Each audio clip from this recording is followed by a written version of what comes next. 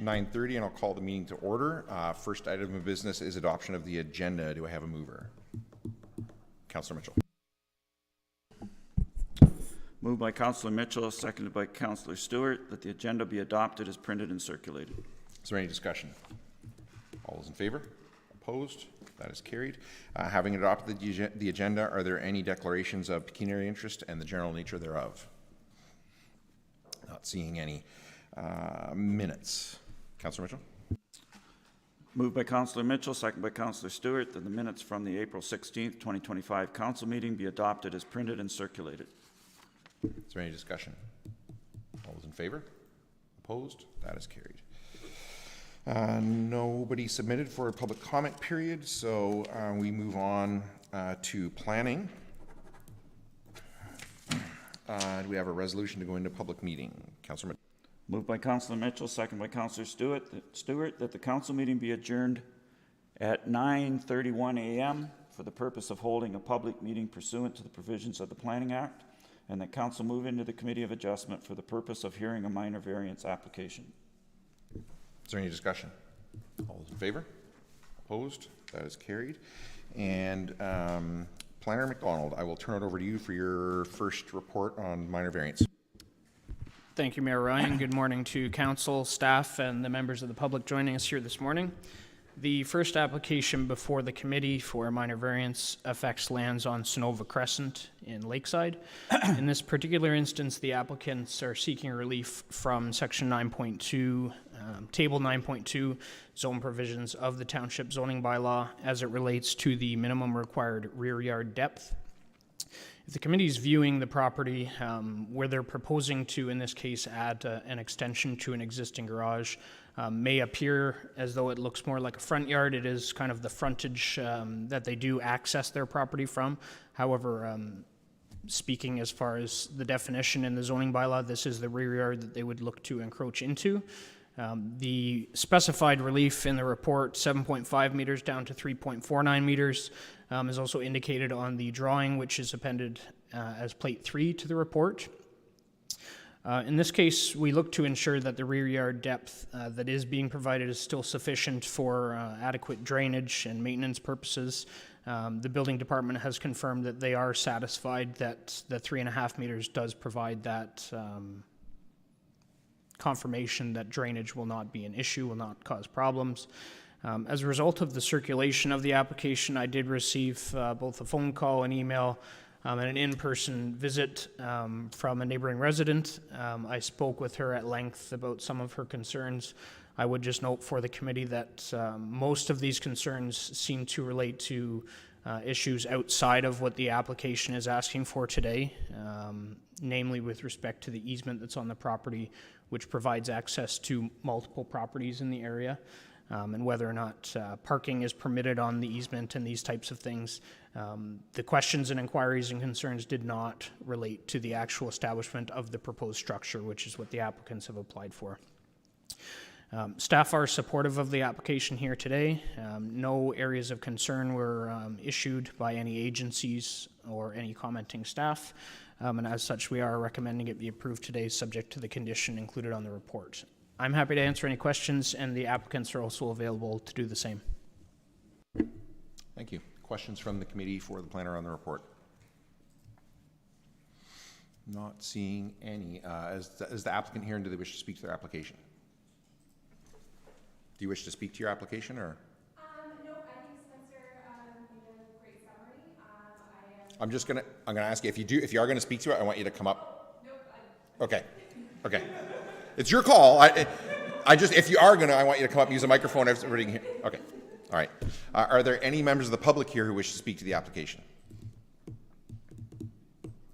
Not seeing any. Do I have a mover? Councillor Mitchell. This will take a while. Moved by Councillor Mitchell, seconded by Councillor Stewart. The Township of Zorra Committee of Adjustment approve application A05-25 submitted by Robin Koselman and Dan Hedges Wood for lands described as Lot 4-5, Plan 917, municipally known as 256497 Sonova Crescent in the Township of Zorra, as it relates to 1. Relief from Section 9.2, Table 9.2, Zone Provisions to I. Decrease the minimum required rear yard depth from 7.5 meters, 24.6 feet, to 3.49 meters, 11.4 feet. To facilitate the construction of a new attached garage addition on the subject lands, subject to the following conditions. I. That the relief granted by the committee regarding application A05-25 shall apply to the garage addition at an approximate location as illustrated on Plate 3 of the report number 2025-130 to the satisfaction of the Township of Zorra. Any discussion? Councillor Mitchell? No, that's very straightforward. As Spencer said, it's a very minor change. There's no, it's supported by planning staff. There's no concerns from any of the commenting staff, and any issues that were raised by the neighbor were not directly associated with this application. So I see no reason to not approve it. Anyone else? All those in favor? Opposed? That is carried. So I would just encourage you to circle back with Spencer and/or Building Department before you proceed, and then other than that, you're good to go. Thanks. Next up, now sitting as council, not committee of adjustment. Spencer, I'll turn it over for the first of the two zone change reports. Thank you, Mayor Ryan. The first application for a zone change before council is ZN 52501, affecting property owned by Brett and Sarah Young. The subject lands in this case are located on the east side of 35th line, and it's a parcel, although it has agricultural zoning on it, it is approximately 2 acres in size, and perhaps may be more appropriately classified as a rural residential type property. That said, we have assessed it and noted that it is an agricultural lot. In this case, it has site-specific limited agricultural zoning in place. At this time, staff are not proposing to remove it from the existing agricultural zoning. However, we're recommending it stay as a special limited agricultural zone with amended provisions. In this case, the applicants, they currently operate a kennel on the subject lands. It is a licensed kennel. It's permitted through the site-specific zoning. However, the current zoning provisions cap them at 10 adult dogs and the associated offspring up to 6 months of age. The applicant's business differs from the previous owner's business in that they just do kenneling and boarding at this location. They don't do breeding of dogs, so what they're looking to do is increase the number of permitted dogs up to a maximum of 30. The removal, as indicated in the report, there would be a removal of existing permissions for horses, which were previously permitted on the property, as well as the noted the offspring up to 6 months of age will be removed as part of the zoning bylaw amendment. I did discuss this with the owners. They confirmed they have no issue with removing the permissions for being able to have horses on the property. Their intention is to operate the existing kennel business that they have and to continue to grow in its current location. I would highlight too for council that the surrounding area is particularly important when we review applications and permissions for kennels, and that it is a use which oftentimes neighboring residents will share concerns about. The area that the subject property is located in is largely agricultural, predominantly agricultural all around it. So as far as a land use compatibility standpoint, planning staff have no objections or issues with the proposal to increase the number of dogs as outlined in the report. As a result of circulation, I did not receive any comments from neighboring residents, from agency staff or otherwise. One comment I would highlight for council was made by the building department, just noting that the proposed location of the new kennel was shown to be very close to the rear yard lot line. However, this was discussed with the applicants and they are able to actually adhere to the bylaw in this regard and move that further away from that lot line, so there's no issues with that. We are supportive of the application here today. I'm happy to answer any questions, and the owners/applicants are available to do the same.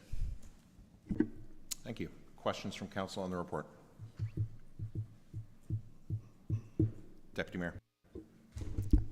Thank you, and sorry I just thought of this now as you said this. So what's before us today is a zone change.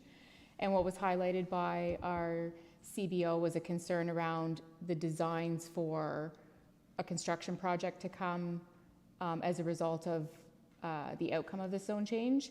And the identified concern was a setback concern that they're looking to now comply with. So there's no, as of yet, there's no affiliated anticipated minor variance, but those comments are in relation to a constructed structure or addition that would come as a future piece if this were to be approved. Am I understanding that correctly?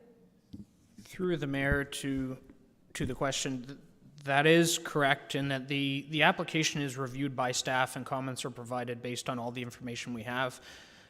So in this case, we saw where the proposed structure was located based on the sketch that was provided for the application, and that sketch brought up some concerns from the building department, and they said, can we confirm with the applicants that they are able to satisfy the zoning bylaw as it relates to the rear yard setback? So I did speak with the owners. They are able to satisfy that criteria and as such don't require additional relief as part of this application. Anyone else? Questions for the planner? Are the applicants here and do they wish to speak to their application? No, thanks. Are there any members of the public here who wish to speak to the application? All right, the way this is gonna work is we're gonna move on here, another zone change, then we'll come out of the public meeting and then council will decide on your application. So we're not just moving on without deciding, just so you know. We will in a few minutes, okay? All right, Spencer, turn it back over to you for the next zone change. Thank you, Mayor Ryan. The second application for zone change before council affects lands on the west side of 37th line. And in this case, the applicants are applying for an extension of an existing garden suite for an additional 3-year period. The applicants have previously done this same process 3 years ago, so as such, they're looking to extend those permissions once again. The only thing to really highlight with this application is the existing garden suite is considered oversized. It's larger than we typically permit for a garden suite. However, it's existed on the subject lands for numerous years without issues. Building department staff have confirmed that the structure remains a garden suite. It's not one which is eligible to be recognized as an ARU. It is a temporary movable structure.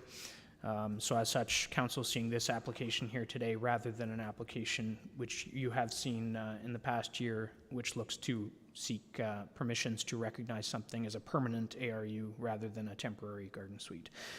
No issues from a result of agency circulation, no issues from staff noted. We are supportive of the application here today, and the owners are also available if there's any questions for them. Thank you. Questions from council on the report? Is the applicant here and do they wish to speak to their application? Are there any members of the public here who wish to speak to the application? All right. Do I have a motion to come out of the public meeting? Deputy Mayor. Moved by myself, seconded by Councillor Mitchell, that pursuant to the Planning Act, the public meeting be adjourned at 9:43 a.m. and the regular meeting of council be called back to order. Is there any discussion? All those in favor? Opposed? That is carried. And do I have a mover for the first zone change? Deputy Mayor. Moved by myself, seconded by Councillor Mitchell, that the Council of the Township of Zorra approve the proposed zoning bylaw amendment to amend the existing special limited agricultural zone A1-3 provisions to permit an animal kennel with a maximum of 30 dogs on the subject property described as Part Lot 17, Concession 4, West Zorra, Township of Zorra, municipally known as 356006 35th line. Is there any discussion? Councillor Mitchell. Yeah, I support the application. As Spencer said, this is prompted by a change in type of operation, moving from a breeding operation to a housing operation where the dogs are not there on a full-time basis, and so in order to make the business more viable, they need to handle more dogs.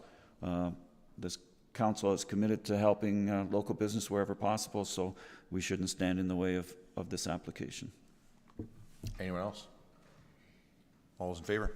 Opposed? That is carried. And do I have a mover for the second zone change application? Moved by Stewart, seconded by Mitchell, that the council of the Township of Zorra approve the zone change application submitted by Amy and Scott Leachy, whereby the lands described as part Lot 28, Concession 4, West Zorra, Township of Zorra, to amend the provisions of the Special General Agricultural Zone A2-28 to recognize the garden suite on the property as a temporary use for an additional 3-year period expiring May 7th, 2028. Is there any discussion? All those in favor? Opposed? That is carried. So both of those zone change applications approved. And I would just encourage you to follow up in both cases with Spencer on your next steps. You're basically done. But just follow up with Spencer on next steps and away you go. Thanks very much.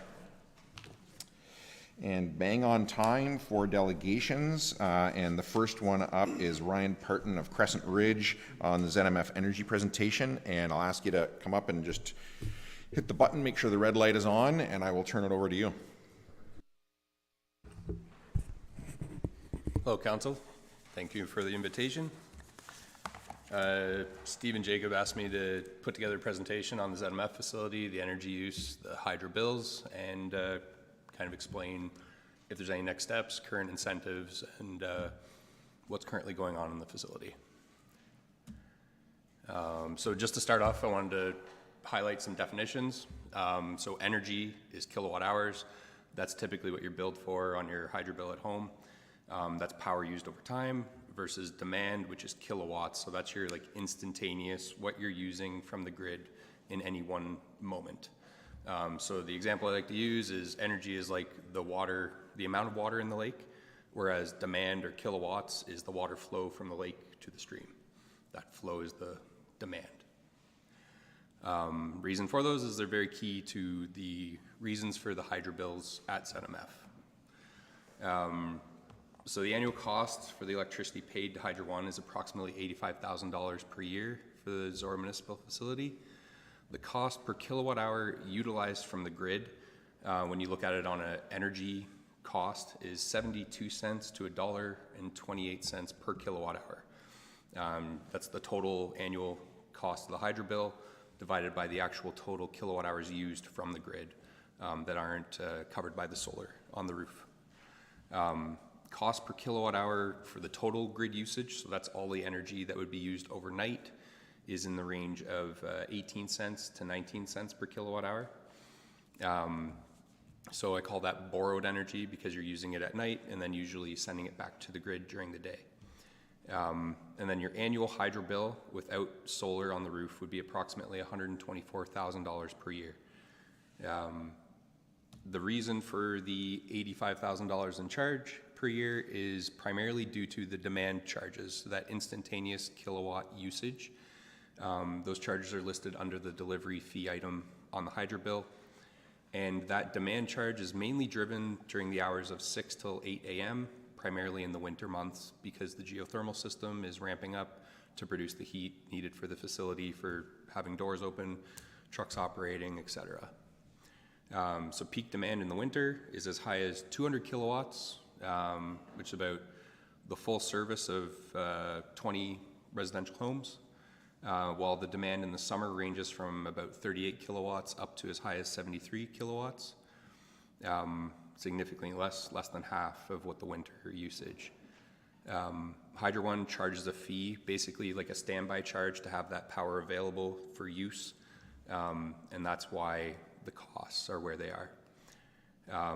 Naturally, heating in the winter uses more energy, and then the solar output is lower. The sun hours are shorter. We don't get the sun up until 8 or 9 o'clock, so that energy from the sun can't reduce that demand charge as the facility is ramping up in the winter. So 1 kilowatt of demand on your hydro bill translates to about a $26 charge.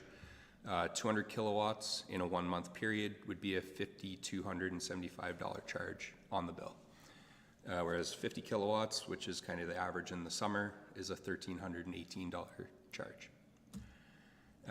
So the impact of the demand charges, as you can see here, is the difference between the summer bill and the winter bill. So you can see the total amount in the summer, this was July of last year, was $951, whereas in the winter, so February was the billing date. It was $4,100 for a 1-month period. $40,000 of the $85,000 cost of the bill is simply due to these demand charges. I brought this page from the Hydro One page. Is very hard to find their actual delivery fees, the rates. So I brought this page up, and it kind of highlights where those demand charges are. They have 2 different tiers. One is for urban demand, if you're in a municipal larger center, and then there's standard demand, which is mainly used for rural. And as you can see, it's quite a lot higher to transmit that electricity out into the rural areas. So the system on the roof does reduce those demand charges, but I just brought up how net metering page works. We take the sun, we convert that into electricity with the inverters in the facility. Some of that energy is used by the facility itself, and then if there is an excess, there's more than what the facility is using, it's sent to the grid. If there's less energy available from the solar, you pull in from the grid. And then the credits that you create credits on your bill. So the key point of net metering is every kilowatt hour of electricity generated is a kilowatt hour you don't need to purchase from Hydro One or Earth, whoever the LDC might be. If you produce more power than you need, you can save those credits for up to 12 months, which is what we want to do. We save those credits in the summer to be used in the winter. And a large net metering system can reduce your facility's peak demand and result in further savings. So it's not as reliable. We can't ensure, like we could with a battery system, that that power is available at the time that you need it, but the sun is usually up even on the gray days. Even if you're at 10%, there is a demand reduction, which helps that delivery charge. This is one of the highest bills that I analyzed. And so as you can see in it, we have 173 kilowatt demand. The red bar on the right top is the cost of the grid electricity, which is in the range of about $8,000. The delivery charge is then in the yellow box below that of $4,544. And at the very bottom, we have all of the banked solar credits that were generated during the summer for a winter bill. And that credit at the bottom is offsetting, as you can see from the bill, it's basically offsetting all the electricity charges. So the only billing fees are the the delivery fee, which is based off of the demand charge. And this is the graph of your monthly bill and what it costs per month for the facility. So as you can see, in the summer months, the bill is low and fairly flat. The demand is lower, yielding a less expensive bill. And you can see in December, January, February, and March, we go up to between $10,000 and $14,000 for the cost of that hydro bill.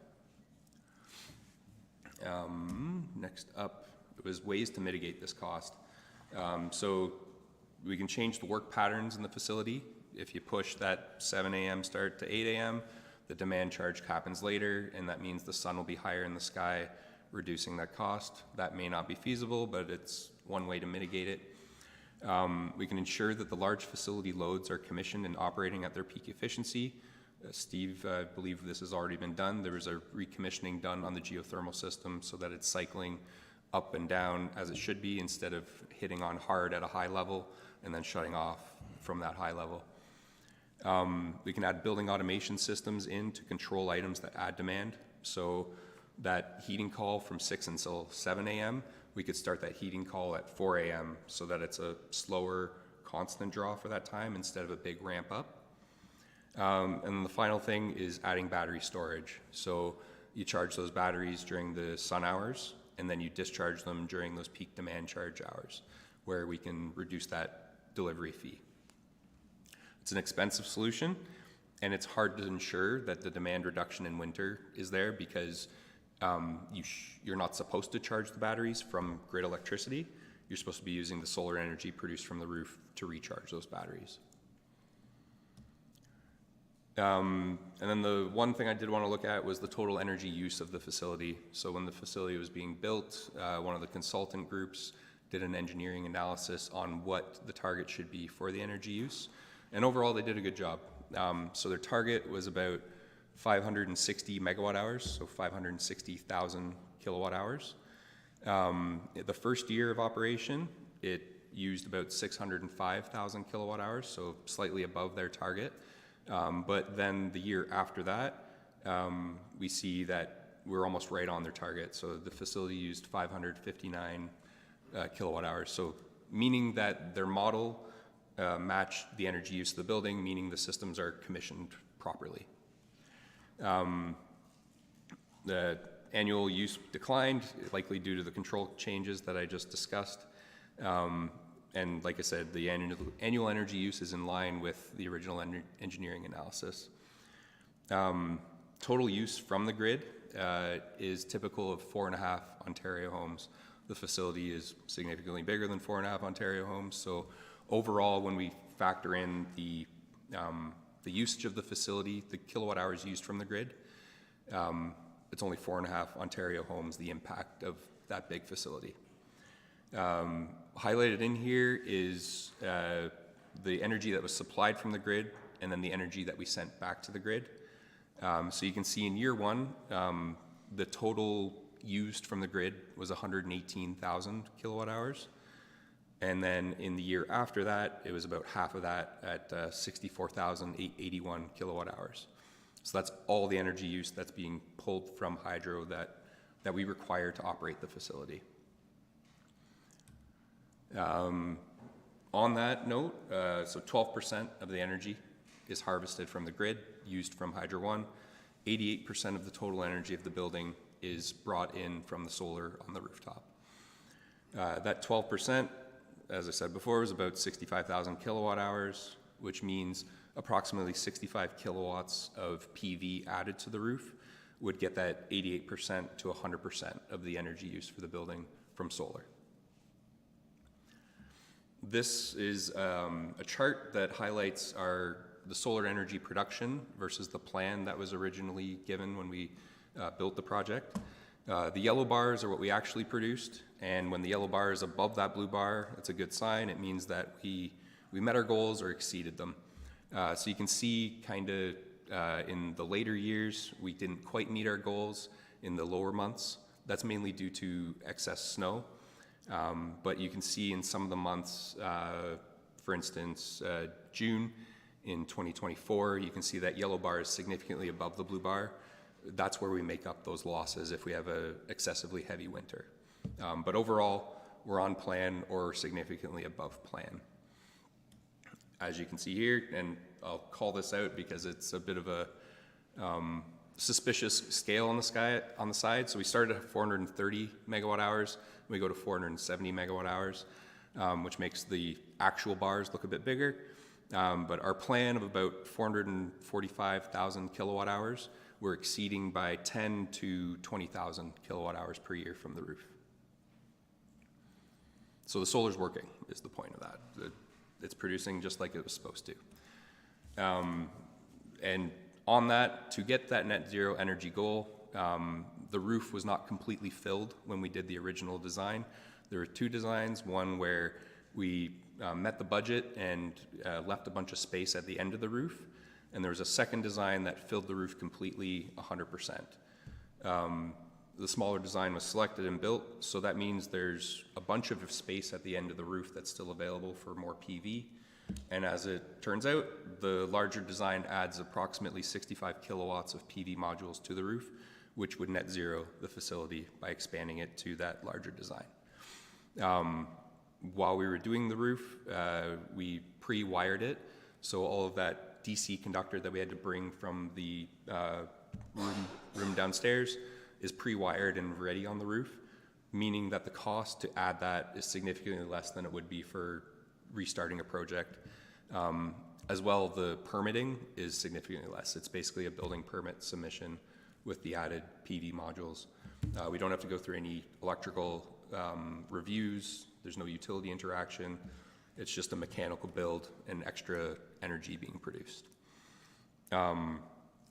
So low cost, about $65,000 to completely net zero the rest of the roof. Currently available incentives. So at the provincial level, there is a Save on Energy grant, which is providing $860 per kilowatt of zero export generation projects. So that means anything that's behind the meter, if you're generating it for your own use, that's allowable, but as soon as you're pushing it back to the grid, you don't get any grant. So that limits the return on investment, because a lot of those credits that we build by sending them to the grid, we're not able to capture that, which means we have to build a smaller project. Good program, but also has a lot of flaws. Great for very, very large facilities, not great for a facility like ZMF. There's also the Clean Technology ITC from the federal government. It provides 30% off of the capital cost of a solar energy project, geothermal, air source heat pumps, things like that. But it must be exercised by a corporation that files a T2. So as things happened, the authorized generation date for ZMF was just after this legislation reached royal assent. So I tried very hard to get an extra $250,000 for the township, which would have been about the 30% of the ZMF cost. Unfortunately, because Zorra is a special corporation, doesn't file a T2, I'm not able to exercise that. So other corporations like Earth, for instance, have set up joint ventures or separate companies to get that grant. And then often what they do is they'll, so for their new facility in Ingersoll, they'll sign a power purchase agreement from a shell corporation to them to exercise the 30% grant. So it's a bit of a painful process, but $250,000 is never easy to come by either. The other thing I wanted to talk about was meeting the Oxford County 100% renewable 2035 goals. And to kind of talk about how Zorra did very, very good things with the way that this process went for ZMF. So at the county level, work, approvals, and designs are done for many PV projects and other initiatives to meet these 2035 goals. But unfortunately, the deployment of those projects has been very slow. So I referenced a couple RFPs that I know haven't been completely built. They're quite old, and just there's been a lot of hurdles to hop through, bonding requirements, et cetera, to get those projects built. Zorra Township's approach has deployed that renewable project faster. The model should be reviewed by county, I would hope, to figure out how to reduce the barriers and deploy these projects faster to meet these 2035 goals. And reduce barriers to entry for qualified contractors. One thing that's prevented us from participating at a county level has been bonding requirements that are needed at purchasing level. So decided to give you guys a little timeline on there. So we first met with Dawn in October of 2020, and we just discussed the potential project, looking at possibilities. Our submission for the CIA to Hydro One to get the approvals in place for the project was December 2021, and the project was finalized and built in October 22, less than 2 years from the first meeting to the project being built.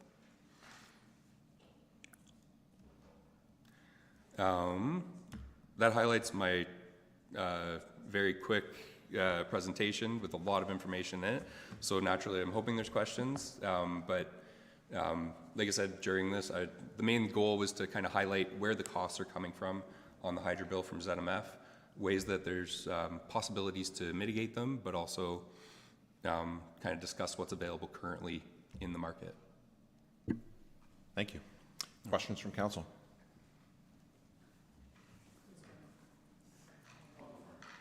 Deputy Mayor. Thank you very much for coming back. No problem. These are great opportunities for us to really pick your brain, because these are complex systems, and we're doing new things and wanting to best leverage the investment of tax dollars for the municipality. So thanks for being available for these questions. On the slide that you had that showed the delivery charges and sort of breaking out what those are about. Yep. That was the shocking piece for me from this presentation, was for the dollar value that we're paying for our purchased electricity, how much of it is actually the electricity cost versus those delivery charges, and what do those delivery charges mean? So my question, if you are able to answer it, is the urban demand versus the demand for us. The demand for us, those fees are much higher. Yes. But when the banked solar credits, when we're able to bank, when we're producing more than we're using, do those credits have a differentiated value between urban and non-urban? When we're generating and putting back into the grid, do our credits sit at a higher value in the same way that when we're purchasing it at a higher value because of our remote nature? Right. In this case, the energy is credited at the same rate as it would be charged at. So it's based off of the hourly Ontario energy price and the global adjustment, which is in this slide under the electricity charges. So typically that is about 8 cents per kilowatt hour to 22 cents per kilowatt hour. And it simply depends on the time of year, what generation is on the grid. So if they're using more natural gas generation, that makes the global adjustment a higher rate because it's more costly to produce energy from that. So there isn't an extra, you're not getting more in the same way. It's not a separate tier where you're getting more. It's all based off of the hourly Ontario energy price. So it's not, the demand reduction, you get that differential and you guys would see that, but on the energy, you don't see a difference. The energy rate is the same for you as it would be for somebody in Ingersoll or Toronto. So just as a follow-up to make sure I'm understanding correctly, say if the same building was in London and they're making more during more electricity and putting it into the grid and banking credits, and we're doing the same thing, we have the same sunshine on the same day, and we're doing the same thing, our delivery charges will remain double what their delivery charges are when they're purchasing from the grid, but their credits in theory go further for them because we're being credited at the same value, even though our cost to purchase back what we've generated and put in, and Yes. when we take it back in rural communities, we're penalized for that almost by, okay. At a higher level, absolutely. Okay. Yeah. Not quite double, but nearly double. Thank you. Councilor When you appeared before council in the old building with the old council 3 years ago, Yep. you made a proposal, and there was a whole lot of unknowns at the time. Now you've come back with a lot of knowns. Yep. And I certainly appreciate all the work that's gone into coming up with all this data. Some of the knowns are pretty good, that the system is working what we hoped it would do and providing basically the amount of energy that we would hope. Some of the knowns are really disappointing to me, that at the time we decided to spend $789,000 on solar panels, and we're still getting a hydro bill for $85,000 a year. And a potential savings of about $39,000, which when you divide 789 into 39,000, or by 39,000, that means the payback is about 20 years. Yep. What's the life expectancy of the solar panels? Are we going to have them paid for by the time they're? Absolutely. Yeah. And so part of the analysis that was done was factoring in that this 30% tax credit would be exercised as well. So it's really unfortunate that that wasn't able to come back in this to reduce that $789,000 capital cost. That said, what we can't figure out at the beginning when we don't have a hydro bill or 12 to 18 months of charges to review is this scenario here, where we have these peak demand charges. In the case of the ROI, the amount of reduction in the bill, we're hitting the level that we were supposed to. The issue is that these demand charges and that extra operational expense. Equally disappointed as well that there's these extra charges, but there's until Hydro One puts the meter in, has decided the rate plan, all of these things, and we know for sure what the facility is going to use in demand, we're unable to really say we're going to get your bill down to that $60 to $100 per month. The only way to really ensure it would be to have a battery system and to ensure that that demand is reduced. Is it going to be paid off? Yes. What's the life expectancy of the system? On a rooftop like this with no moving parts, the inverters themselves last between 10 years to 20 years. That's really the only component on that system that would need any repairs. Everything else on the system sits, doesn't move, stays attached. The wire stays and it doesn't move. We don't really see issues on a rooftop 10 plus years old, unless there's rodent issues and things like that. We believe that these systems will last over 30 years. The only caveat to that being inverters will fail over time, and they'd have to be replaced. They do come with a 10-year warranty, and that warranty can be extended, but overall, that would be the only piece I would suspect that would be any life cycle concern during that period of time. So off the top of your head, of the $289,000 that we spent, how much of that would be for inverters and how much would be for the panels? So in the beginning, the inverters would have been more expensive. They're about $4,000 per white box that's in that room. That cost is continuing to fall. So those inverters now would be about $2,500. Okay. And as time goes on, we expect that continue to continue to drop. And how many do we have on this? You have, I was going to say 8. I had 9 in mind for a second. 2,500 times 8, roughly. Yes. But, okay.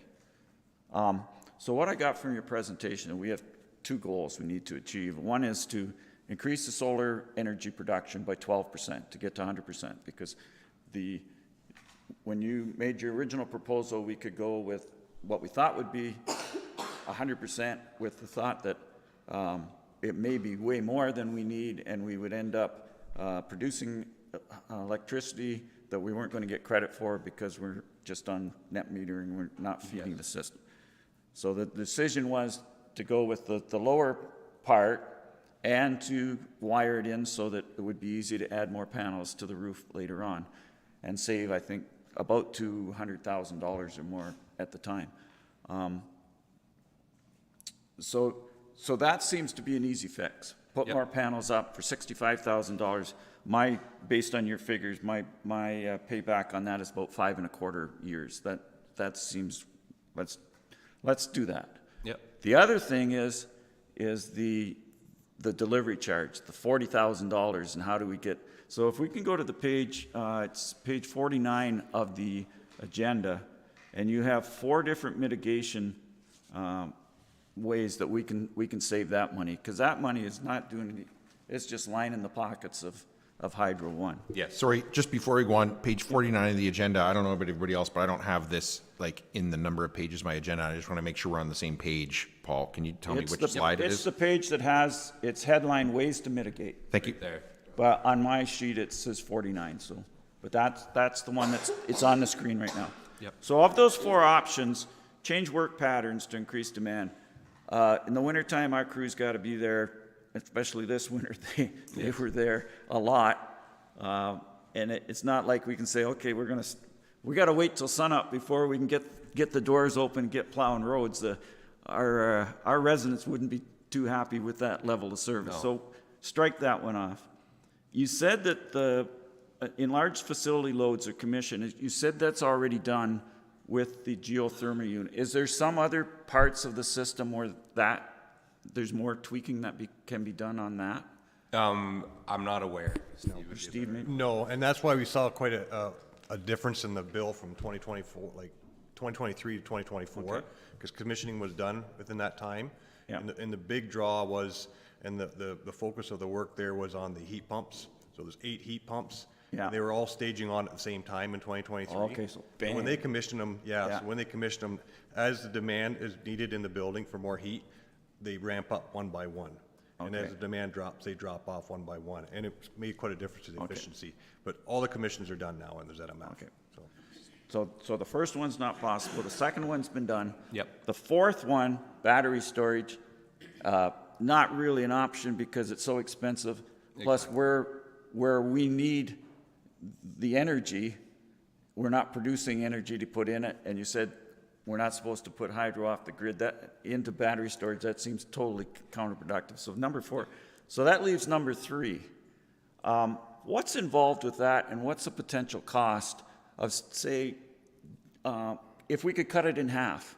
If we Right. can make that 40, from 200 demand to 100 demand, and cut that from 40,000 to 20,000, how much is it gonna cost to do that? A building automation system, it depends on the loads in the facility and how they're controlled. But overall, if it's a serial communication protocol between all of the devices, adding a building automation system should be under $20,000.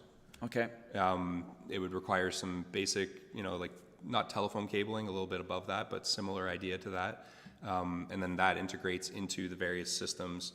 And then it can do the things like, if there's that call for heat that happens around 6:37, it can say, okay, I'm seeing that pattern. Let's move that call for heat to 4 and slowly ramp that up to reduce those demand charges. But that's kind of a ballpark. We Okay. aren't a building automation company. We know Right. people that are, but from what I've seen on other quotes, it would be in and around that range. so potential 1-year payback. Yes. Spend 20,000, save 20,000, and then 20,000 next year, and I'm sure the hydro rates will go up, so our savings will exponentially go up. Exactly. Okay, The other option that isn't on here is load shedding generator. So the facility generator can be used to island the system or part of the facility during these periods of peak demand. Okay. So, but then you're spending diesel in the case of ZMF, which typically isn't efficient. If you have a natural gas generator, usually the cost for the kilowatt hours from that, it makes sense to do the load Right. shedding. so I guess question to both of you is operationally and technically possible to go from 200 to 100 with just doing the automation that you just talked about? Yep. I would say on some days, absolutely. But when we have these minus 30 days for a long period of time, that's where you're still going to see these demand charges.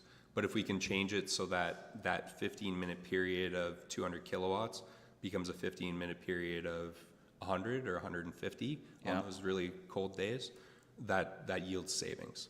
So is the demand calculated on a daily basis, or, I know at one time arenas always used to shut down their ice-making equipment right at the end of the month, because if they went the first day of the next month, they got hit with demand for the entire month. Yes. So is it demand now calculated daily on a system like this, or is it? It is. Okay. It's during your billing period, so if it's the 21st to the 22nd, any 15-minute period from between those days, the peak day for that 15-minute period is what is used as your demand charge. Okay, so the potential is there to do it? Yes. Okay. And anything that you could add to that, Steve? No, so when we were building the ZMF, we did look into building a BAS system, and at the time, we got quoted about $100,000 for that system. So we didn't obviously go with it at the time because we didn't have it in the budget, but something that, we should look at maybe in the future. Now that we know the numbers. Yeah. And we know, And it's important, like in the research we've done, it's important to get, somebody knowledgeable that can really find the right system for Yeah. that building, because there has been some horror stories that the systems don't fit the building and it doesn't work in our favor, so. Yeah, exactly. There's a local company that we partner with fairly frequently. They take care of Grand River Hospital and the whole building automation system for them. I recommended them to Steve in the past, but the key to find is somebody who actually understands the systems and knows how to integrate with them. And frequently out there, people will have a panel that will integrate with anything, but they don't have an applications engineer that's able to go to the Corel box or whoever manufactures the control device for these systems and integrate with them properly. okay. So we went in this, like I said, with a whole lot of unknowns. Now we have knowns, and we've done some tweaking, and there's potential to do more tweaking. So I presume, Marcus, that there's no motion other than to accept this. But I would think the next step was that, Steve, in consultation with you, will come back with some type of a report going forward for council to decide what steps we want to take to get that demand down, to increase the solar output, to get where we wanted to get when we first put this thing up and when we talked to Ryan 3 years ago. So, again, thanks for the information. No problem. Extremely valuable. Councillor Stewart. Just to follow up on that, I guess third point in relation to that heating call that's 6 to 7 a.m. every day. I mean, even in those coldest winter days, like what is causing, and it's probably more a question to Steve, but what is causing that peak? I mean, if we, in the name of saving energy, are lowering the overall building temperature in the office spaces and the back spaces throughout the night because it's less occupied, and then having to crank it up in the morning, we may just be better off keeping it at a higher level all night, because what we're seeing here is this high peak demand in that morning hour. And 6 to 7, it seems to me it's a very regulated time, whereas say snowplows in the winter are coming in at even earlier hours than that potentially. So have we looked at that analysis to say, well, maybe it's just a controls related temperature lowering and whatnot, that we could really reduce that peak demand just by keeping the building a little warmer all the time? Yeah. So the thing to understand about that building is we have no control of the heating system in the building. There's no thermostats that we can set up and down through the night. We do in the administration end of it in the offices, but as far as the large building, the demands of the heat that it's called is what's required in the building, and it's off of the ambient temperature outside, and it's a preset demand. So that's where the BAS system would better control that, where we could drop the temperatures down at night when demand is low and ramp it up earlier in the morning before we start opening doors and getting equipment out. So there would be deficiencies there for sure. And we found even in the spring, as we, this is our second year in the building, as the heating system is actually too warm in the big shop area where and the heat is still going, right? You get the warm days, those doors let a lot of sun in. Those days that thing could shut right down, right? So there'd be efficiencies in that as well, which we're not seeing yet. So. And I can't remember who shared the $20,000 figure, but is that based on a centralized system, or is that based on all the required sensors that we would need in a building of our size and scale, or would it actually be more than 20 grand?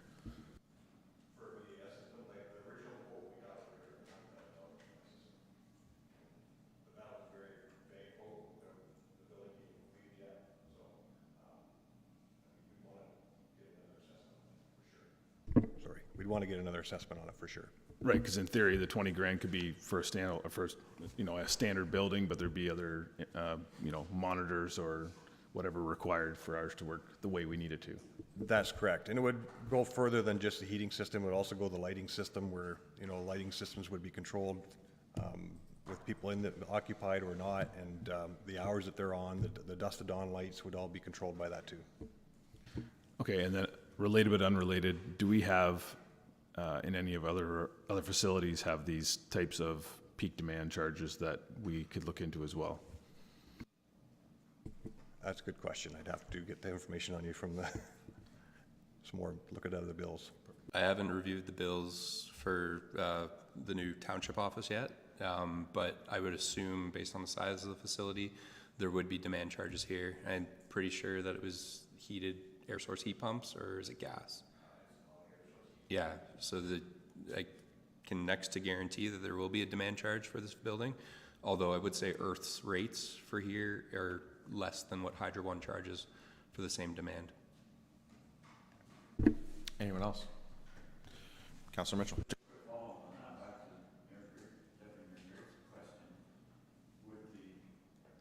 Sorry. The urban versus non-urban demand, would we benefit from here? Are we urban enough to qualify? I'd have to review Earth's rates, because correct me if I'm wrong, it is Earth here. I believe Earth has one single demand charge. Okay, for so it's different. They operate differently than Hydro One. There's no tranche for rural and urban. So that's an unfair question, sorry. Yeah, no problem. Anyone else? A couple for me that I'm going to attempt, almost all my questions were asked already by council, but I'm going to attempt to just clarify a couple things to make sure I'm understanding it. Back to Kevin's question about the Piers heating call at 6 to 7 a.m. So right now the system calls for constant temperature in the main shop. And so the demand at 6 to 7 a.m. is due to the decreasing ambient temperature outside and then trying to catch up with that. It's not that we've turned the temperature down and now we're trying to catch back up again. That's correct. I just want to make sure I understood that properly. And then there's two things really driving our costs in this system, as Councillor Mitchell said. There's the kilowatts demand and the kilowatt hours used. Yep. And the kilowatt hours used, my understanding here is that's, with the exception of the 12%, working exactly as we actually decided. We decided to not do the 12%. That was a relatively known thing, and it is what it is, and we know what that cost would be to do that. But that would not, to be clear, adding the 12% would in theory not affect the demand charge at all, really. No. So then we're left with the demand charge, and as Councillor Mitchell went through those, that's really right now the only way that we have to address that demand charge would be either a building automation system or to somehow change what we are charged for a demand charge. Yep, or load shedding by a generator or battery. Yeah, which in our case, the load shedding isn't really a viable option without some kind of capital investment, because the diesel generator, that's just a whole other different report of you don't want money. to do a net zero building and then use diesel. Well, and also, it's just not going to be cost viable, I got to think. There's no way that burning diesel is going to be cheaper than the cost payback of that 12% more panels. Yes.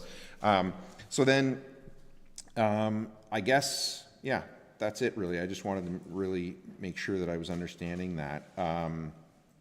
But I think overall, working, I think exactly as you predicted it would, exactly the decisions that we said it would. It's this peak demand part that, and I think a lot of people don't understand that. You see a lot of stuff on social media nowadays, people talking about their electricity bill and how much of it is, not for usage. Yes. But as a municipality, I think we should be acutely aware of that. It just costs a lot to have a road, whether anybody actually drives on it or not. Exactly. Same thing with electricity distribution, right? It just costs a lot to have a wire of a size that will deliver your demand, whether you actually use the demand or not. The wire has to be there. Exactly. So anyway, I guess thank you for that. Anybody else have any other questions? No? Were you putting your hand up? Oh, 4. Oh, does anyone have a motion? Deputy Mayor. I don't have a question, I have a motion. Moved by Greg, seconded by Stewart, that council directs staff to include for consideration in the 2026 budget, 1, the expanded rooftop solar project to projected 100% usage generation, 2, other recommended systems/improvements proposed in the delegation from Crescent Ridge to best utilize the existing system to reduce purchased electricity pressures. As the mover, do you wish to speak to that? Yes, please. As you've discussed in your delegation, there have been lots of information and pause and measure as we've gone through this process. I remember from the initial delegation, how much power we were going to need, and not knowing for sure that was going to be the actual usage, because we didn't have previous hydro bills to go off of, as we were taking 2 separate facilities and bringing them in under one roof. And council discussion of the day was in terms of that financial investment into the solar project, and not spending unnecessary funds that were potentially not needed for the energy pressures. When the roof design was allowing for more panels than what was initially measured, and knowing that they would be wired, that those spaces would be wired and ready to go as the most cost-effective way of prepping for that energy generation of the future, I think that put us in really well positioned that we can make the appropriate decisions moving forward to provide good return on investment for our community. It sounds like, especially considering how high those delivery charges are, there's good motivation for us. That is not good return on investment. That's good motivation for us to continue exploring how to best leverage the investment we've made up until this point, which to me has several pieces. Identified in the delegation is, what we're using and is closely aligned with what that projection was, and the option we chose was to generate 80% of that. As a starting point. We now can consider moving forward and expanding that solar to generate closer to the 100%, which would drastically reduce any purchased electricity's inflated extra delivery charges. the other things that having a new building, having any new piece of equipment to operate takes some time to understand how to best use it most efficiently. It sounds like staff have been working with the expertise of Crescent Ridge to get some of those improvements already in place. Some of those additional improvements may require budget commitments from council, and so that's why I've added this piece in, is that if we're looking at systems that require an upfront investment but are going to best leverage the solar project that we currently have, I want those put into budget consideration so that we can have those discussions at that time. The other piece of this, I think, will come forward at a future meeting where we start discussing advocacy work that we would like to do as a municipality when we attend conferences such as AMO. The provincial government has a plan to, what's the wording that we have? Powering expansion of Ontario or whatever the act is. And so if we are going to be moving along with the province in terms of electrifying Ontario and having power sources as we grow as a province, some of these extra demand charges in lower density, more urban settings creates a financial barrier for us to be able to do these types of projects. So I think beyond considering how to best leverage the investment here in Zorra and getting this project providing the return on investment that we hoped it could, we were provided the information that it would, we're getting the measurements that are saying that it can, and it's just a matter of taking it over the finish line. I think there's some broader conversations we can have because we are mandated in our service delivery by our provincial government in terms of clearing those roads, in terms of significant weather events, and we can't choose to, in all respect to the recommendations in the delegation, we're not in a sector that can choose to plow the roads at 2 p.m. when the sun finally comes out. So if we're required to work at top peak times and we're required to pay inflated demand charges because we're rural, I think as a province we're going to face a significant barrier in terms of achieving those provincial goals and commitments. Councillor Stewart is the seconder. Councillor Mitchell. Yeah, I wasn't aware that motion was pre-prepared. And once again, my colleague has been writing furiously to come up with an excellent motion as the events fold out. And that was my question to the mayor was, what's the next step? This covers the next step. We have made a major investment in this building. We've now known what works, what needs tweaking. We have some options and potential costs of what the tweaking it would be, and it would be irresponsible for us to not take those final steps to reduce that $85,000 Ontario One bill down to a more reasonable. We can't make it zero, but to get it down to a more reasonable with the two major actions, increasing the total solar panel production and changing things to reduce that demand load charge. So I fully support and thank Katie and Kevin for bringing it forward. And the timing is now right. We can have the information that we need when we go into budget discussions in the fall, so that, or maybe given that we may want to do it sooner if that's viable. There's no point waiting around spending money if we know what needs to be done. Anyone else? Again, thank you for this. I was particularly passionate about this project. I really was confident at the time we were considering it that in the long run this would end up being a not only better environmentally but a more financially responsible solution than I think the cost for the natural gas pipe at the time was $675,000. I think it was something in that range anyway. And I think this is showing that while we have some things to learn and some improvements to make, that we're on a path towards towards having an environmentally and financially responsible energy solution for the building. And hopefully we'll learn things from it that then can be applied here to our recreation facilities, et cetera, and do better all over the place. But thank you very much for this report. Our pleasure. Very much in support of the motion on the floor that again, I did not know that it was coming either. But I think this is, it's good. I think staff, frankly, we're probably going to do a lot of this work anyway, but I think it is good for council to say, we do want that work done. Like we want it done, and then we can move ahead, as you said, with, if there's a clear path that has a ROI, then let's realize that ROI and do that work. Anybody else before I call the question? All those in favor? Opposed? That is carried. Thanks very much. Thank you. And next up is Delegation 1015, Ted Comiskey, Rotary Club of Ingersoll, Food Warehouse Fundraising.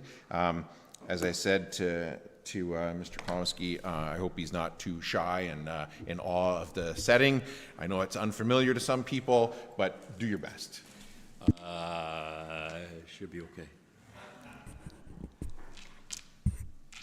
Mr. Mayor and Council and staff, thank you very much for allowing me to have this moment to be able to talk to you about a project that is underway and seriously needed. I'm a Rotarian, and let me tell you what we do. We put $100,000 into our multi-use center, the Rotarians did. They put $10,000 in the services for seniors for an elevator. They've organized over 500 children last week for Easter egg hunt. We stocked Smith's Pond with trout for children on a fishing day. We host the largest golf tournament in Ingersoll and raise $25,000 that we give to charity. We organize and run the Rotarian Christmas parade, where we collect food also. And one of the very special things that the Rotary does is called Rink Mates. I encourage anyone here on a Friday morning in the winter to go to the Ingersoll Arena to see where the Rotary Club takes a bus and they go around to the schools, the high schools and adults, and pick up those children and adults that are handicapped, that are unable to get out normally to a skating rink. We supply skates, we supply sleds for those who cannot stand. We supply, it's like a walker, but it's made of tubing and they slide around. We have 15 of those. We have about 60 children and adults that come out to skate, and we look after everything to make that possible. Our commitment is to making a better community. I wanted to say what we did so that you took into account the seriousness that the Rotary Club has placed upon the project that we're doing.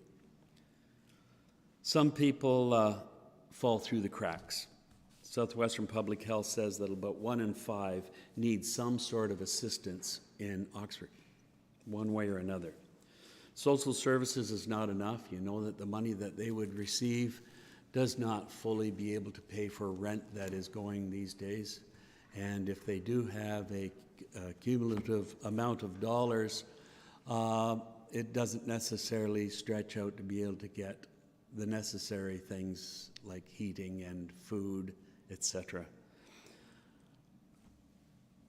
The Rotary Club would like to help out.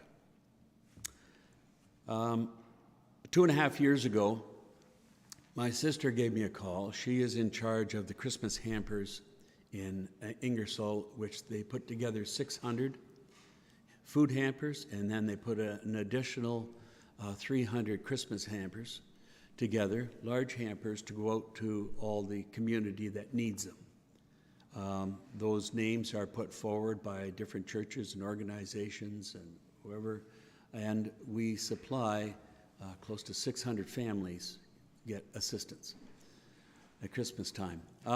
My sister called me and said, Ted, we need some help, that the folks that we have for delivering are unable to because their shift ends, and they're paid by the company, but their shift ends at 3 o'clock and they've all gone, and we need help delivering these quickly. So I went down there with my pickup truck, got a whole bunch of friends, and sure as heck, a whole bunch of us got down there and we delivered the hampers. But what I saw there was these people working in a warehouse, volunteers, as you know, the active ones and the ones are mostly over 60 years old and 70 years old that are trying to make these things work. And they were operating out of a warehouse that had absolutely zero heat and was leaking, and some of it had a dirt floor. And they're trying to put these hampers together and make it possible to make other people happy. It broke my heart, and I said, I'm going to do something about it. I'm going to get them a facility. For the last 2.5 years, I've been working on trying to find a facility, either to build it or to find land to be able to have it useful. And through my time as mayor of Ingersoll, I contacted a good friend, Doug Yates from Oshawa GM, and we talked about the gymnasium. If you're familiar with the services for seniors in Ingersoll, the gymnasium is right across the parking lot. On the opposite side is a gymnasium that was used by the engineers and designers from Japan when Kami itself was being built 30 years ago. Once it was being built, etc., those buildings were abandoned, and the town picked up the senior center, those residents for the engineers and designers. We picked it up for $1, and we actually maintain it and look after it. Not the land below it still belongs to GM, but the building itself now is the town of Ingersoll. But in that time frame, they never incorporated the gymnasium itself. And so that gymnasium has been sitting. It's been used off and on for different things like karate club, or I think it was used by the Westfield School when they didn't have a gymnasium themselves years ago. But for the last 13 years, that has been boarded up and closed off.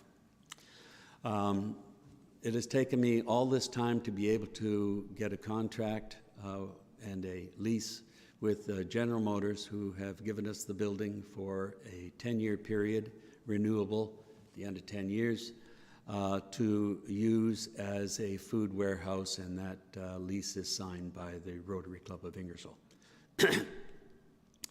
Going into that, whoever decided to close the doors and seal up the windows didn't turn the water off, and the heating quit, and the pipes are frozen, and so the furnaces totally need replacing, which is about $35,000. The bathroom and plumbing needs to be replaced for about $12,000. Cleaning the ceiling, because of the moisture on there, there's been created some mold, and so it is a vinyl ceiling, insulated ceiling, which is laid on before the roof itself is placed on.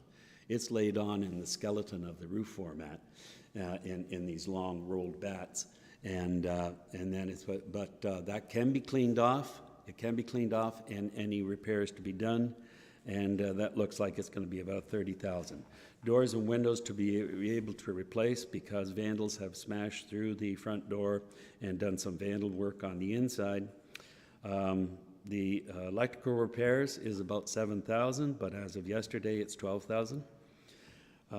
Roof tightening of about $4,000. There's nothing wrong with the roof. It's a steel roof, but the fact is, for the last 35 years, nobody's really paid attention to it. The steel roof has vibrated enough that the screws all had to be replaced, so that is completely done now, and it is sealed and not leaking anymore. We'd love to get security and incidentals in of about $12,000. Why are we doing this? We're doing this because there are so many groups right now that need the space. A group in our church that puts together hampers today, and for anybody who needs them, has to go around to individuals' basements and refrigerators and all over Ingersoll to collect what they need, because there is no warehouse to be able to store it. I drive to Tillsonburg and St. Thomas, along with many other people, to be able to pick food from those warehouses to bring back to Ingersoll and Woodstock and Tempsford and different places around to supply food for those groups that need it, to be able to provide necessities for those who need it. All of these groups, and they are like a Stitch. I'm not too sure if you're familiar with them, but they have tables out twice a week for anybody that can come in and collect whatever they need: bread, fresh vegetables, canned goods, anything, and there's no cost to them. Interchurch for all their work, Cycles of Life, ISSI, the Food Rescue feeds Oxford. St. James is putting together food tables. There's different tables going up all over the place. But the problem is to be able to supply those tables, they have to drive great distances to collect it. Another thing that is hard to the heart is that so many grocery stores and different outlets are taking phenomenal amount of food to the landfill because its date has reached a point that they can no longer put it in their shelves, but it is still good food. Or vegetables. They have too many vegetables, or they don't like the way the carrots look. If it has knobs on it or different things, potatoes, whatnot. There's so much food right now that is going to the landfill that can go to help people who seriously need it. So this warehouse is needed. It's going to be divided up into kind of two sections. Number one is going to be the Rotary that's going to address and look after the building itself to put it into shape and get it safe and warm for people to work in and to be able to store things. And then there's going to be the inner group that is going to be a board that is set up right now and is already operating. And believe it or not, it's an exciting thing to see happen, is that the silos of different charitable groups are coming together and working together. Rather than have tables over here that are scrambling to St. Thomas for food and tables over here on Tuesdays that are scrambling, they're now going to be working together. They're going to be storing food together. They're not going to have basements that have can of beans over here and basement over here, can of beans there. There's going to be a warehouse that is going to have beans. And it's going to have the ability for these groups to work together. And they are putting individuals from each of their organizations onto a board, and it's being set up and having policies and procedures, and it's going to be phenomenal. And it's going to do what we have hoped for it to do for quite a few years, and that is make available food to those who need it. I'm asking today for a small amount, doesn't matter, $5,000, it doesn't matter, just to be able to get this building up and running and get it in shape to be able to handle the needs of the people. That's it. I'm open for questions if I can answer them the best way I possibly can. And again, I thank you for the opportunity to be here to begin with. Thanks, Ted. Questions from council? Councilor Mitchell. Thanks for the presentation, Ted, and I'm quite aware of the good work that Rotary does. My wife catered for many years the St. Mary's Rotary Club, and she's actually a Paul Harris Fellow because of her work with the Rotary. So tremendous work that Rotary does. I'd written down 3 questions for you, and you basically answered the first 2.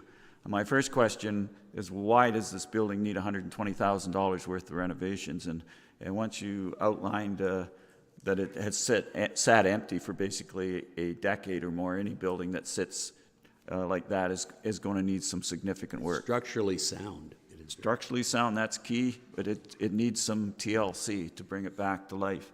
My second question was, what were the groups involved? And you outlined those groups, all with, as far as I know, good reputations and done good work. The third question that you haven't answered yet, if we're going to contribute tax dollars from Zorra Township, what would be the benefit to Zorra residents to our participation in this project?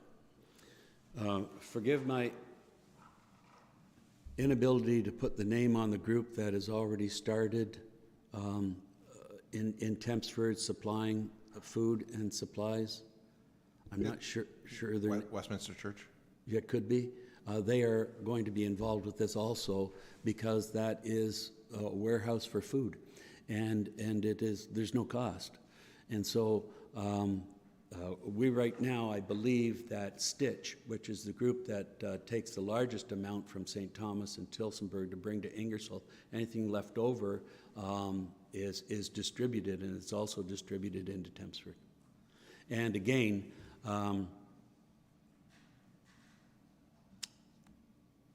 I know Tempsford is a rich, but we do have people in Tempsford that need help and assistance too. And they do go to Ingersoll, and they do go to different places that supply food and help wherever it can be. And this is something that this group of 8 at this point in time is never meant to be only a group of 8. And that is that the folks from Westminster Church, whatnot, could easily be on this board, can easily be there and be able to help and work together. We know volunteers are few, so the more people we have involved with it, the better. So there's the assistance for Tempsford is the same thing as the assistance it will be for Mount Elgin or for Embro or for any place else in Oxford that needs food supply rather than driving to farther places, especially in the winter, a different place. We couldn't go sometimes in the winter, and that's a terrible situation to have happen when you can't bring food in that people are expecting and people are hoping for. I hope that answers. Oh, definitely, Ted. You've made it clear that this is not an Ingersoll project. This is an Oxford County project, and with Ingersoll being relatively central, that it makes sense to, and you have the facility there definitely will be benefit to not only Tempsford, but other areas in Zorra Township.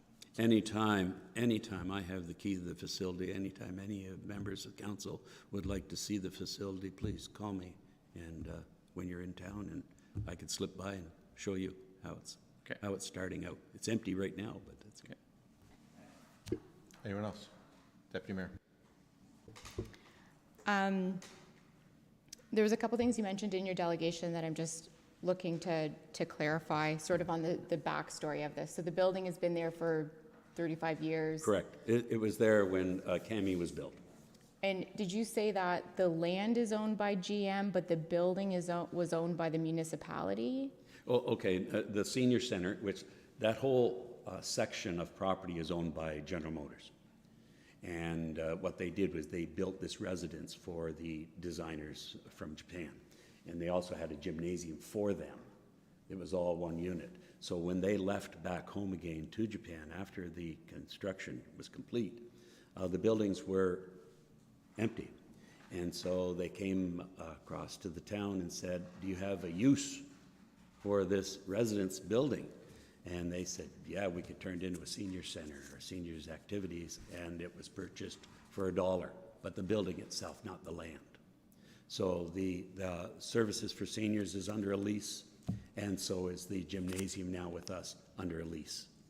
And so there's been questions, well, what happens if GM leaves? Well, according to GM, that's not going to happen.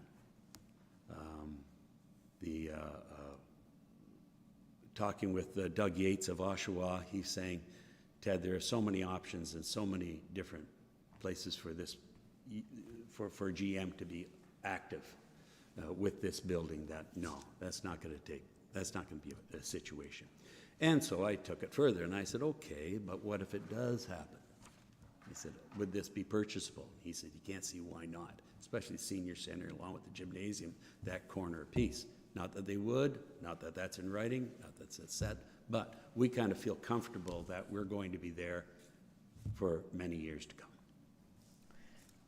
So just as a follow-up, so the senior center was purchased for $1, the land's owned by GM, and there's an arrangement in place, but in terms of the gymnasium, that is a new lease arrangement, that was not part of what the municipality has had access to as a structure for the last Correct. decade. That's a new initiative with the Rotary Club and GM, correct? Correct.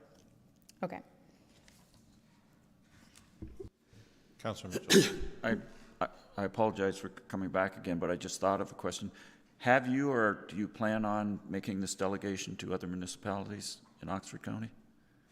Oh, yes, I was just at Southwest Oxford yesterday. Town of Ingersoll, 2 weeks ago, gave me $20,000 to put towards it. And next Wednesday, I'm at county itself. So as far as municipality is concerned, now I haven't gone farther east.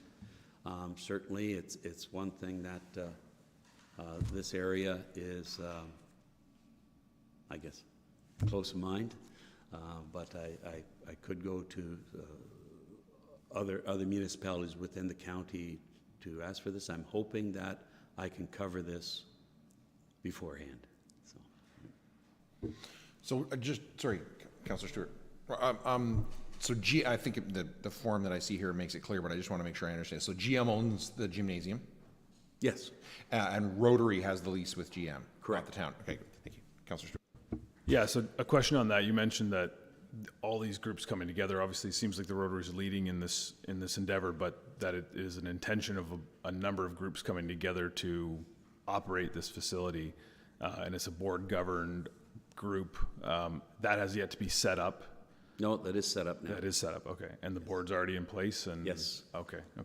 And maybe more of a question to staff about the applicability of our community grant program, because 70-30 split on a project when it's a defined project, when there's, no other municipalities involved, that I don't think that this exactly fits a community grant program, although I suppose there could be a version of that we look at funding for. But in what ways, I guess, would it or would it not fit that program? I don't know if that's Sophia or Karen or... Yeah, probably best to speak to this one. Yeah, there's not necessarily a one-size-fits-all with our grant streams, but we at least have two now to work with. When I look at eligibility, when we think of capital grants, it's typically to enhance or add to capital facilities within the township, but there is verbiage in our policy that outlines it could be an asset that's operated by a community partner who delivers its service on behalf of the township. So when you reference Cycles of Life and some of these other organizations that are already working in alignment within the township, there might be something there. As far as the 70-30 split,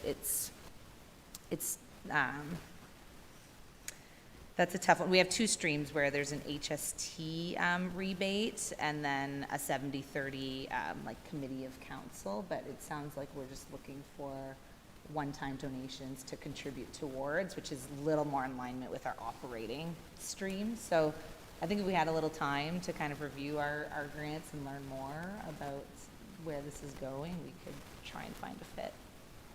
We're up to, right now, just so you know, we're up to 97,000 of the 120 we're hoping to. Deputy Mayor. I'm trying to sort of read through some of this material while I'm listening and thinking. So there's some language around once renovated, the facility will provide a safe, warm, and functional environment for volunteers to serve those in need. I think there was also some language about a warehouse distribution of goods. Is this intended to be members of the public come in to acquire items, or this is warehousing for volunteers to sort and store and then bring out into the community to programs like tables? It's a super question. And that's what the board's dealing with right now. Not the Rotary board, but the internal board. Excuse me, please.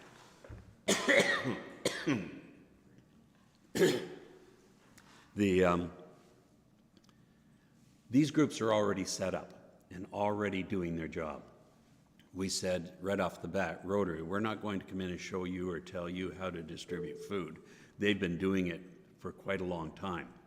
Their problem is food access.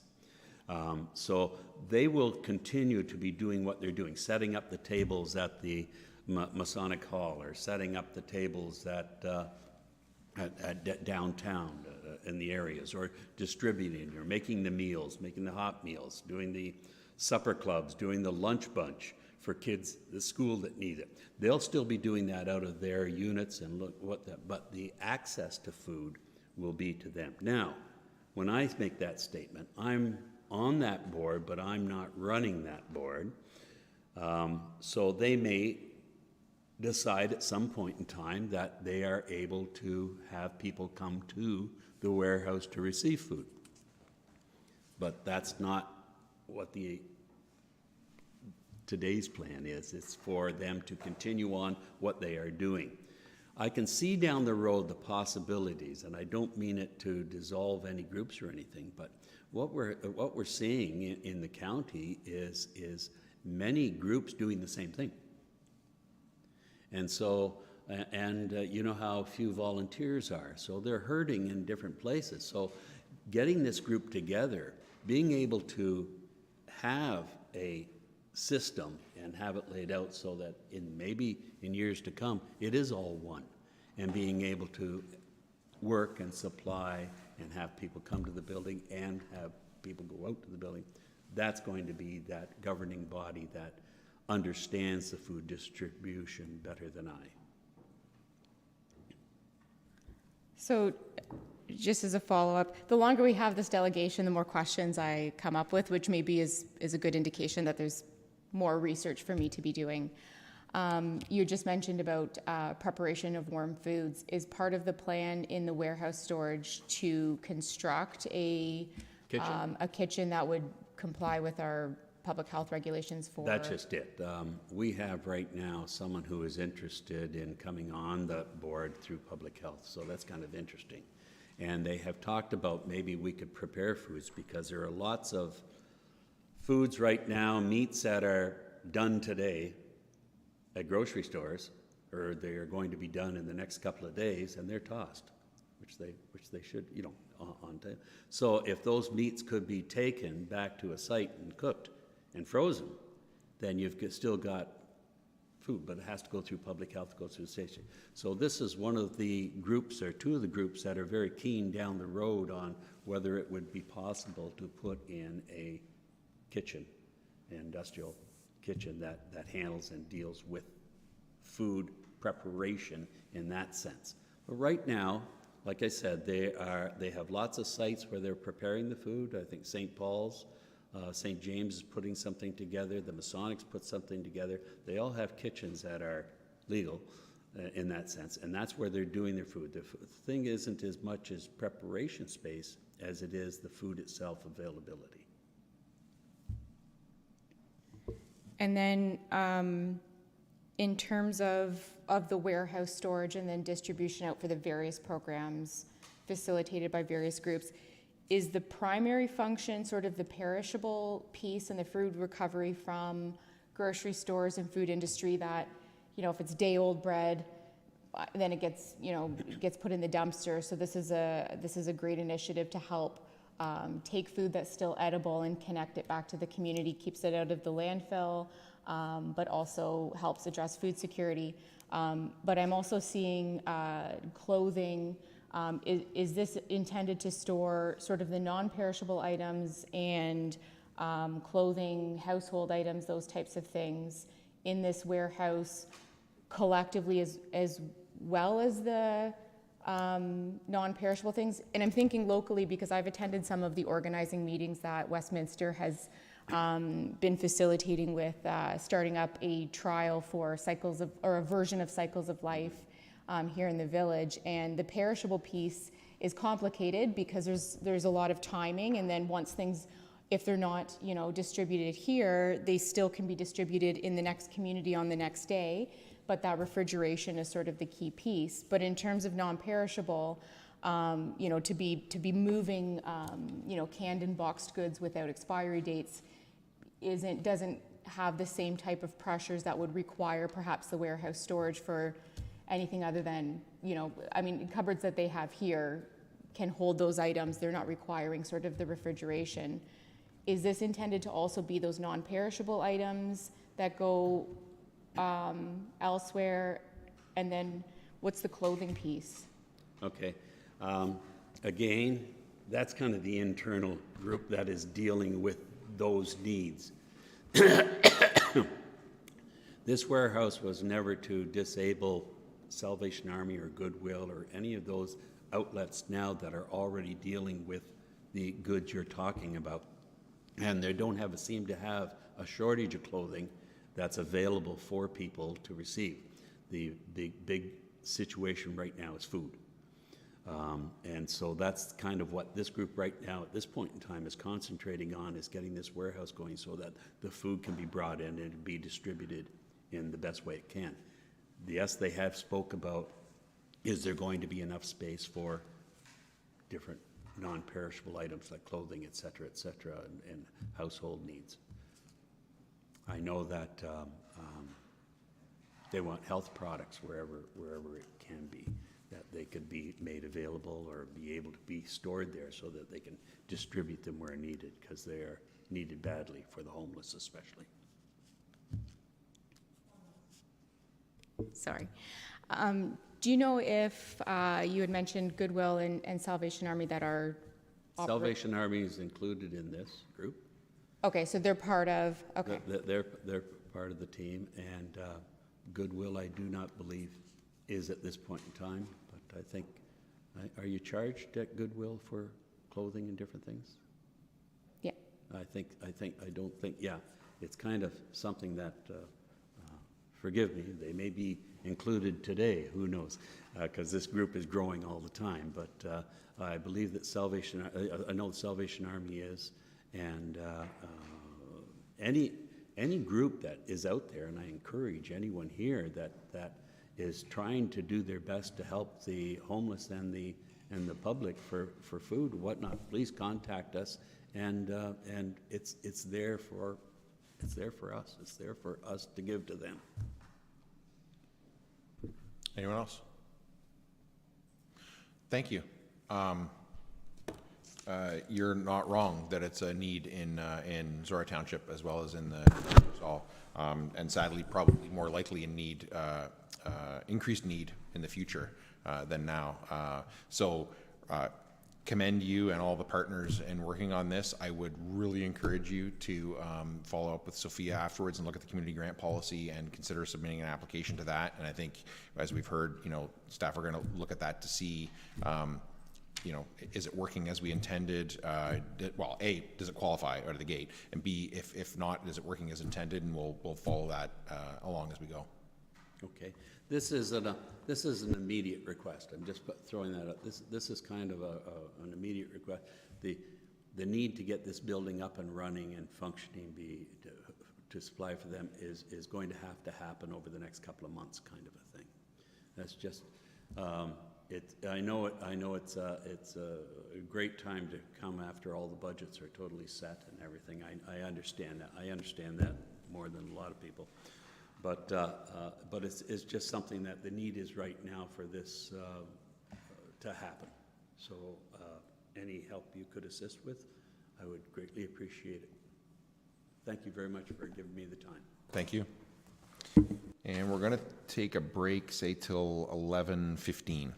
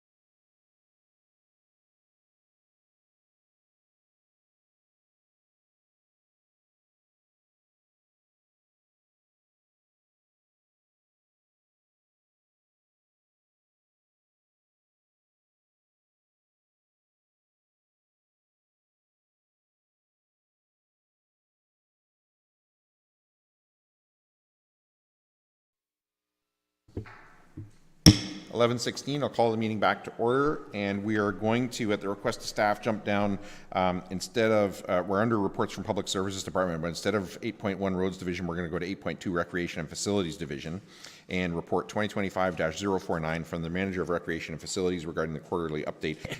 Manager Caldwell, is there anything you'd like to highlight for council before I ask them for questions? Nothing to highlight. I'm happy to take questions. Questions from council on the report? Councilor. I can't resist asking a question about hockey. How does a pond hockey net make shinny safer? Thanks for your question. Yes, so this year we purchased new pond hockey nets for our shinny program, which we see high volume of youth come to our program in both Thamesford and Embro right after school. And we did have reports of concerns about unsafe play or the puck flying wildly through the air when you do have a mix of like younger kids playing too.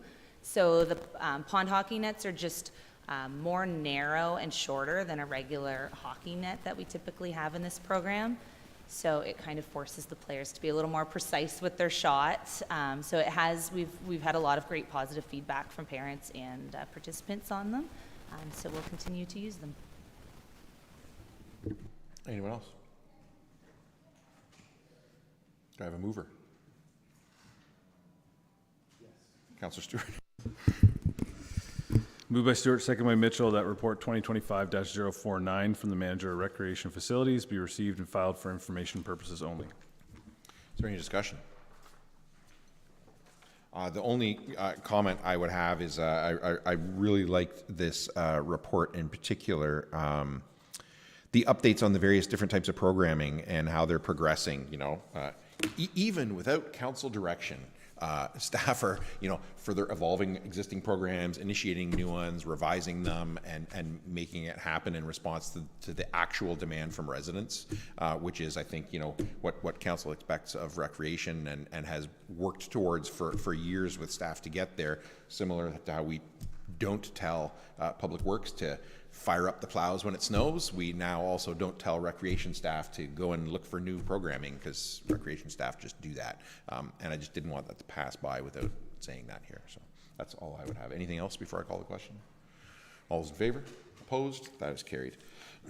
And item 8.2B, report 2025-036 from the Manager of Recreation Facilities regarding the fee waiver request from Westminster Church. And Manager Caldwell, is there anything you'd like to highlight there before I ask council for questions?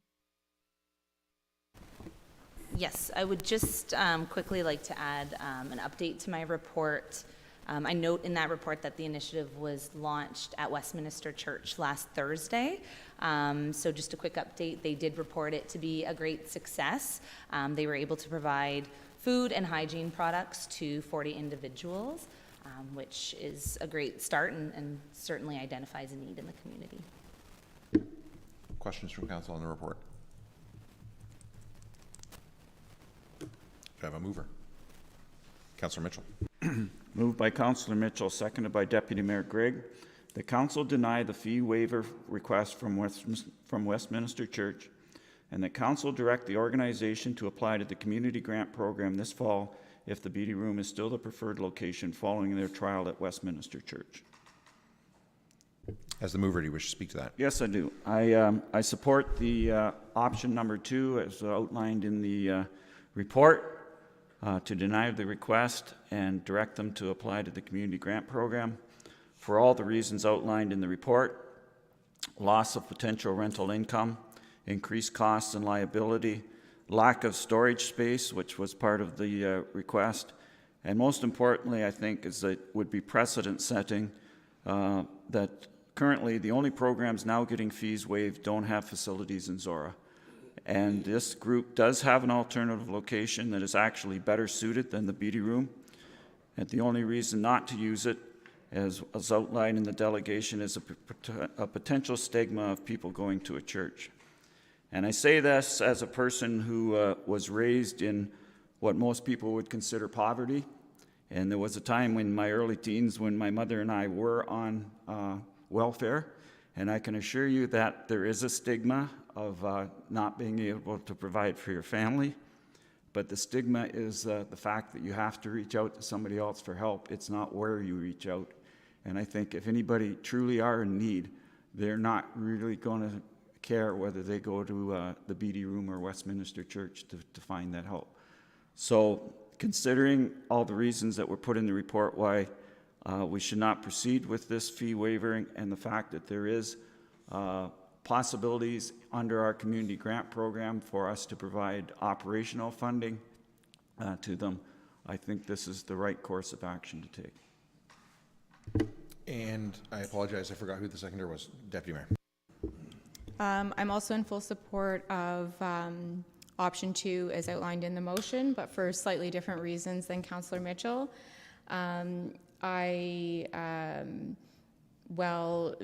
Cost recovery, revenue generation for hall rental space is part of what helps generate some revenue for the municipality. It's fairly minimal in relation to the budget that we manage. And the liability piece I appreciate and I think is important consideration, but is not a huge barrier for me in terms of investing in programs like this. When I think about the work set out in the Community Safety and Wellbeing Plan, I think initiatives like this support what that work is, and the challenge right now is, these plans are mandated by the province with no funding source.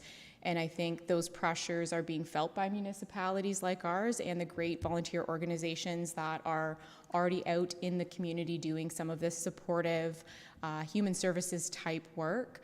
And so I'm very open to exploring these types of deviations from policies in the future as a way of us helping support some of that really important work. Not in the absence of still advocating for funds from the province so that we can realize those changes for our communities.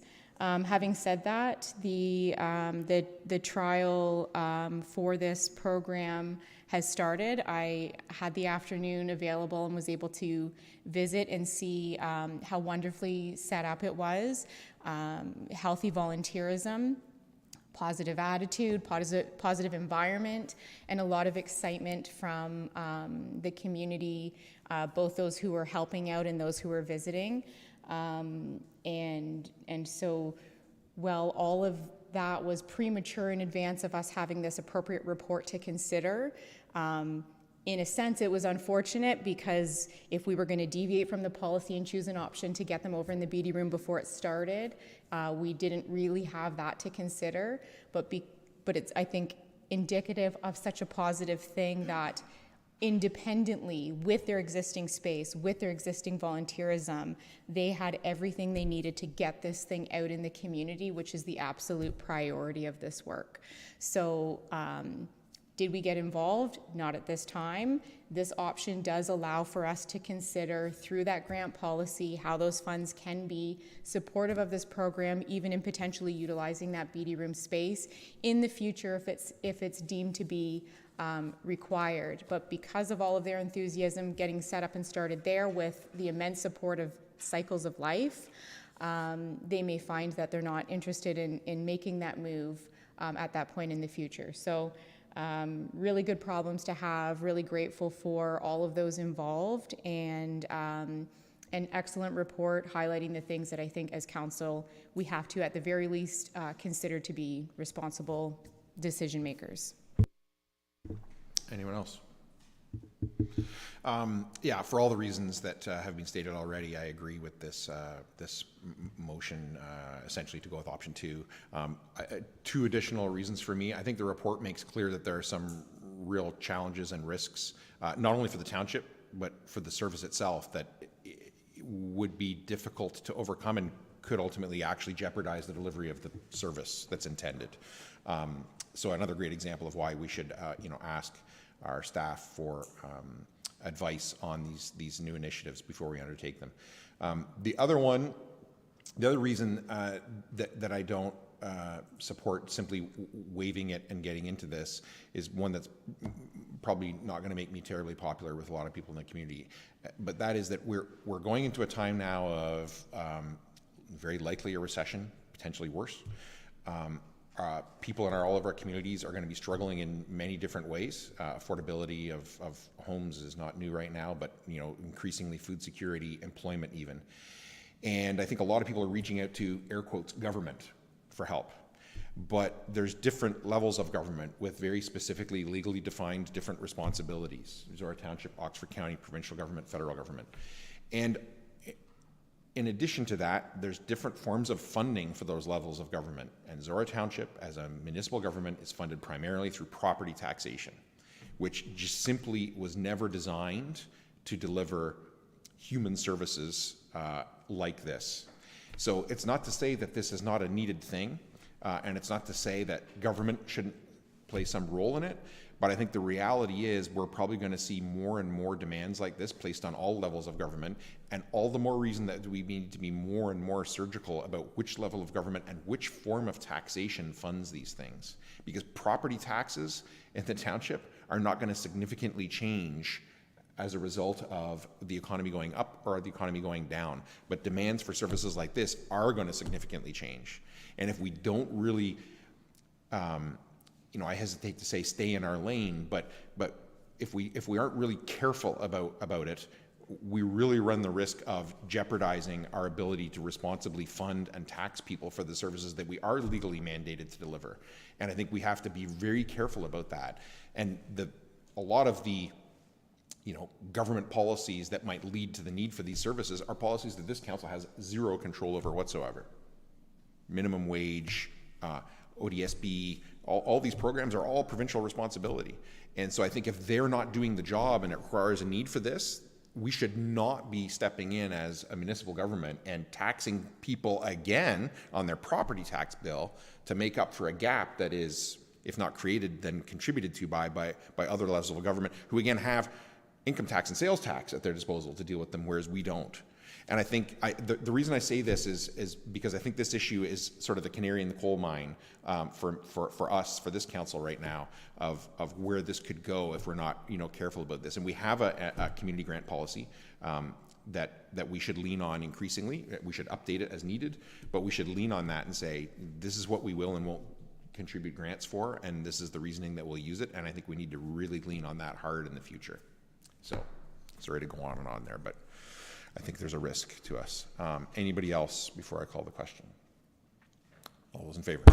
Opposed? That is carried. And thank you, Sophia, for shuffling that around for us.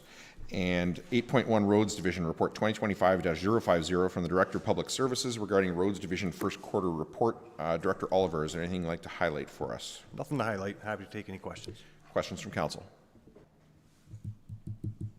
Do I have a mover? Councillor Stewart. Moved by Stewart, seconded by Mitchell, that report 2025-050 from the Director of Public Services be received and filed for information purposes only. Is there any discussion? All those in favor? Opposed? That is carried. And then 9, reports from Corporate and Protective Services Department. And first I'm going to turn it over to Director Martin. Do you want to come up? So this is Nathan Bean. Excuse me. He started on Monday as our customer service and administrative support summer student. Nathan is a Zorra resident, and he's currently pursuing a degree in political science and public administration from the University of Ottawa. And he's also participating in AMO's youth fellowship program. So we're really excited to have Nathan join our team. Comments or questions from council? A good farm boy from the north end of Oxford in Zorra Township. I would also add, you may know Nathan from his other hits, including his delegation to Oxford County Council last year, where he advocated for intersection improvements at Road 96 and 6, which were then subsequently implemented. Not all of them. Welcome to politics. But many of them were, and I do not hesitate at all to say that the delegation, and I told Nathan this at the time, the delegation was extremely well received by councillors. Councillors came up to me afterwards and said, "Who's that guy? Like, where'd that?" And I said, "Well, he's a Zorra resident, so you can always expect that kind of engagement." But anyway, I'm very happy to have Nathan here. I'm very confident that he is going to contribute, and I'm even more confident that he's going to learn a lot from our excellent Zorra staff here. So welcome. Thanks. Thank you for having me. I've already learned a lot, just the first 2 days, but I'm happy to be here. Thanks. So next item up then is 9.1 Emergency Services Report 2025-051 from the Fire Chief Manager of Emergency Services regarding Q1 2025 Fire Department responses. Chief Doyle, is there anything you want to highlight in that report? Not at this time, but I'm happy to take questions. Questions from council? Councilor Mitchell. Congratulations, Chief. You've combined two of my great passions, firefighting and data, and put in charts. Oh, it's just great, both of your reports. A couple quick comments on, you noted the decline in motor vehicle collisions in 2021, and I think we can assign that to COVID. Anybody who was out driving when lockdowns were going on, there wasn't as many people on the road, less vehicles, less accidents. The other comment, and you outlined in your report, was that our most frequent call is for motor vehicle collisions. But I would also point out that's also our most traumatic calls, and the most opportunity for our firefighters to deal with very traumatic incidents and to suffer the consequences of PTSD from that. So I don't know if you want to add to that comment at all, but I find that, you know, from my experience, and I think Kevin can back it up, is that when the pager goes off and it was a fire, all right, I'd rather go to a fire than a motor vehicle accident. The one line that stuck out in this report that I would ask you to expand upon, because I found it troubling, was on page 7 of your report, and I'll quote, it says that upcoming certification requirements brought on by the Fire Marshal's office will make all hazard response impossible to implement practically. What does that mean for us and our fire service going forward? Through the mayor, thank you very much for the question. It is in the nature of all fire service personnel to solve the problem. And quite often, the solution appears to be simple, but there are a great many ways to die in the fire service, and a great many ways to die during rescues. There are invisible gases, there are crush hazards, and realistically, you don't know what you don't know. So what I feel, and I will not speak on their behalf, but were I a fire marshal a couple of years back, and I were thinking about this sort of legislation, I would be looking to protect firefighters from themselves. It is very, very difficult to look to somebody who is in a traumatic experience or going through a traumatic experience and not do everything that's possible to help. So the certification, I believe it is 343/22 for certification. The regulation states that a great many of the responses that a fire service does must now be trained to the appropriate level. Now, this is great for firefighter safety, and it is terrible for the person who is outside of the traumatic event looking in, wanting to help. The loss of the all hazards approach means that it's not possible for us to put together our many experiences into a plan to solve a problem unless we've been officially trained on it through schooling that is acceptable to the authority having jurisdiction. So that is absolutely not a dig on the Ontario Fire Marshal, but it does mean that we'll have to lean far more heavily into mutual aid and into planning with our surrounding municipalities to make sure that the skills that we need are there when we need them. Unfortunately, there's little to be done about the long travel times, and there's little to be done with the absolute draw on volunteer hours and training budget that would come from trying to certify in every field. Yeah, and I get, I hear where you're coming from about firefighter safety. When I started out 45 years ago, there was minimal training and we went running into fires without the proper protection, and we did all kinds of stupid things. And that, fortunately, that has changed greatly. We've both been scene commanders of incidents where we had to make decisions, and the credo I was always taught and what worked was, you only risk a life to save a life. And you didn't do stupid things to keep a house from burning down if everybody was out. But I share your concerns about how a small rural service can meet the standards that are being set out there to balance that between firefighter safety and providing the service that our residents expect and need. So I appreciate your comments and having that line in there. It's a tough balance. Thank you. Any other questions? The remover. Deputy. Moved by myself, seconded by Councillor Stewart, that report 2025-051 from the Fire Chief, Manager of Emergency Services be received and filed for information purposes only. Is there any discussion?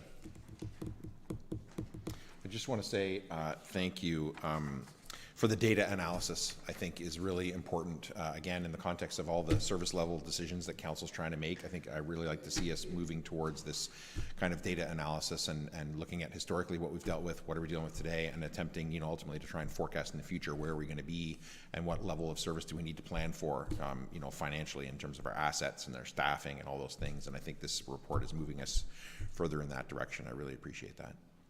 Anybody else before I call the question? All in favor? Opposed? That is carried. And 9.1B, Report 2025-052 from the Fire Chief, Manager of Emergency Services regarding annual fire responses 2020 to 2025. Chief Doyle. I'm happy to take any questions. Questions from council? Councilor Mitchell. Here again, it appears that we're doing a good job of responding to fires in a timely manner, considering the distances have to be traveled, and with the number of firefighters needed to conduct an effective response. There is some variation from year to year, but I'm just questioning what impact on that variation of the number of firefighters responding is the type of and size of fires that we're having in different years, because there are different protocols. Certain fires are single station, others are 2 stations with a 3rd tanker, and some are all hands on board. So if you can give us some more depth on what impact on the different fires and the different protocols have on the response, and why there is a 50% variation from year to year. Through the mayor, thank you for the question. The fire service gives 911 a list of call sheets. When 911 is called and they hear a certain thing, they have a call sheet that has those words exactly on it, and they send out exactly what's requested by that fire department. We make those decisions based on firefighter safety and reducing risk to firefighters.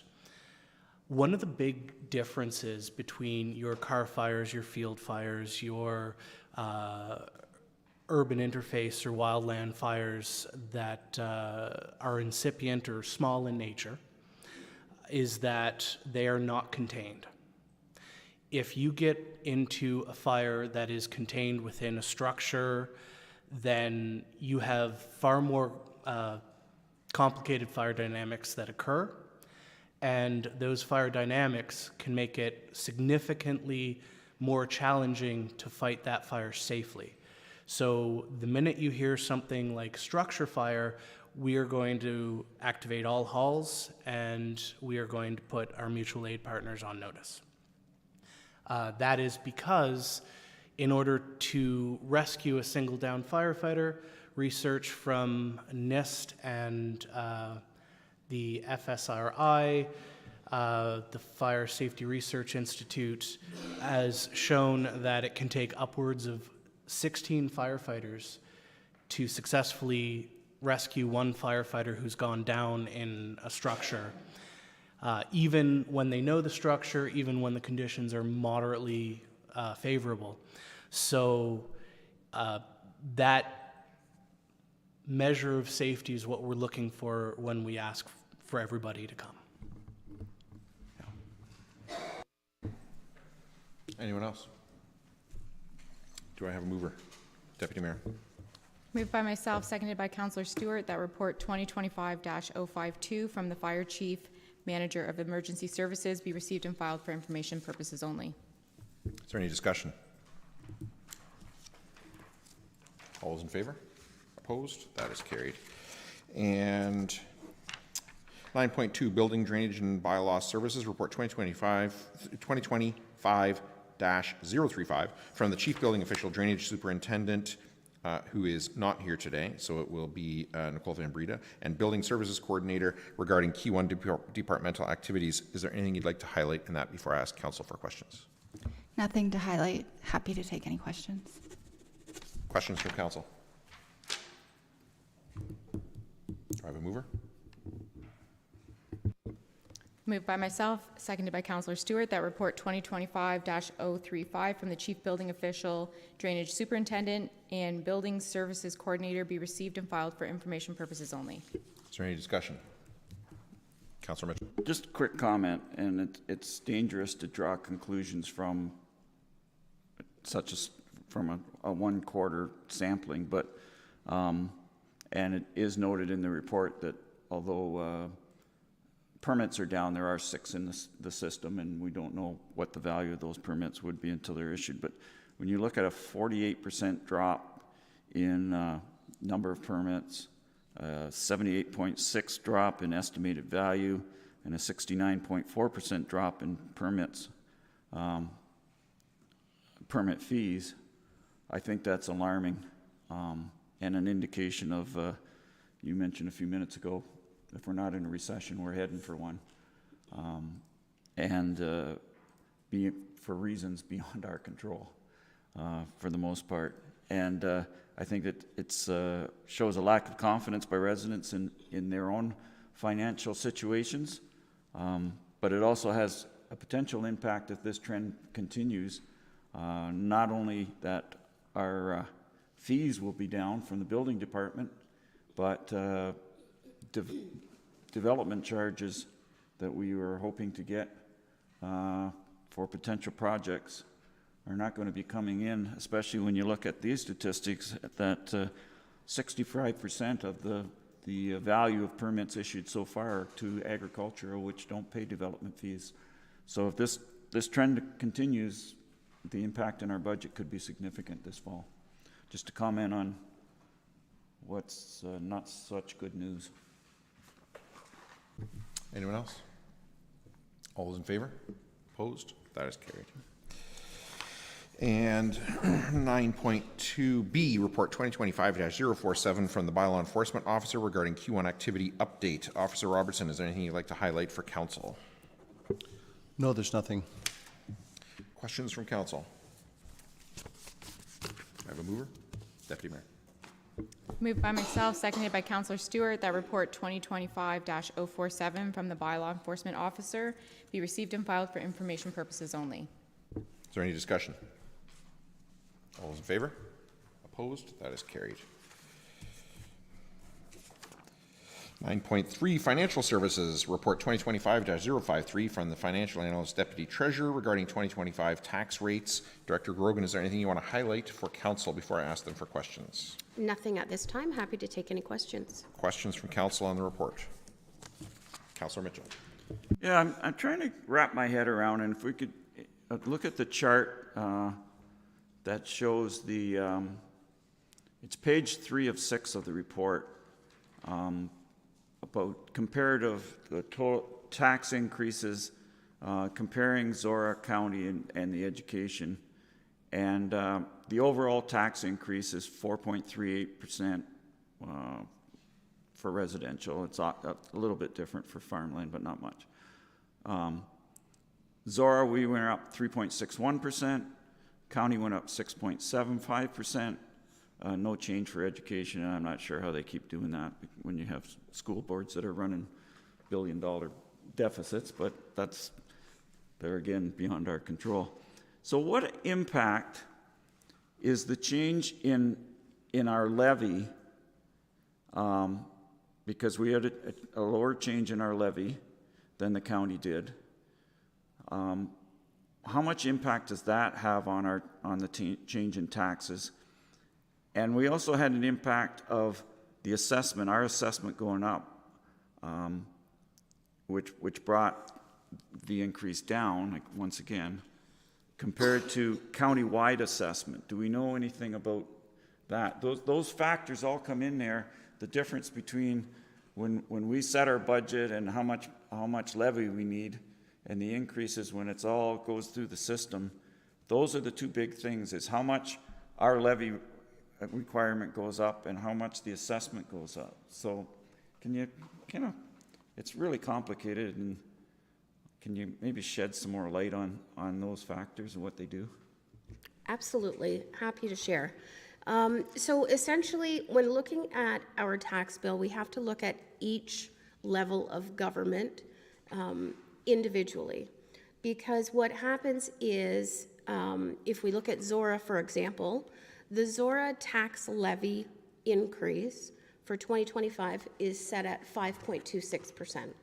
The levy increase is in relations to the dollars that we're raising in taxation.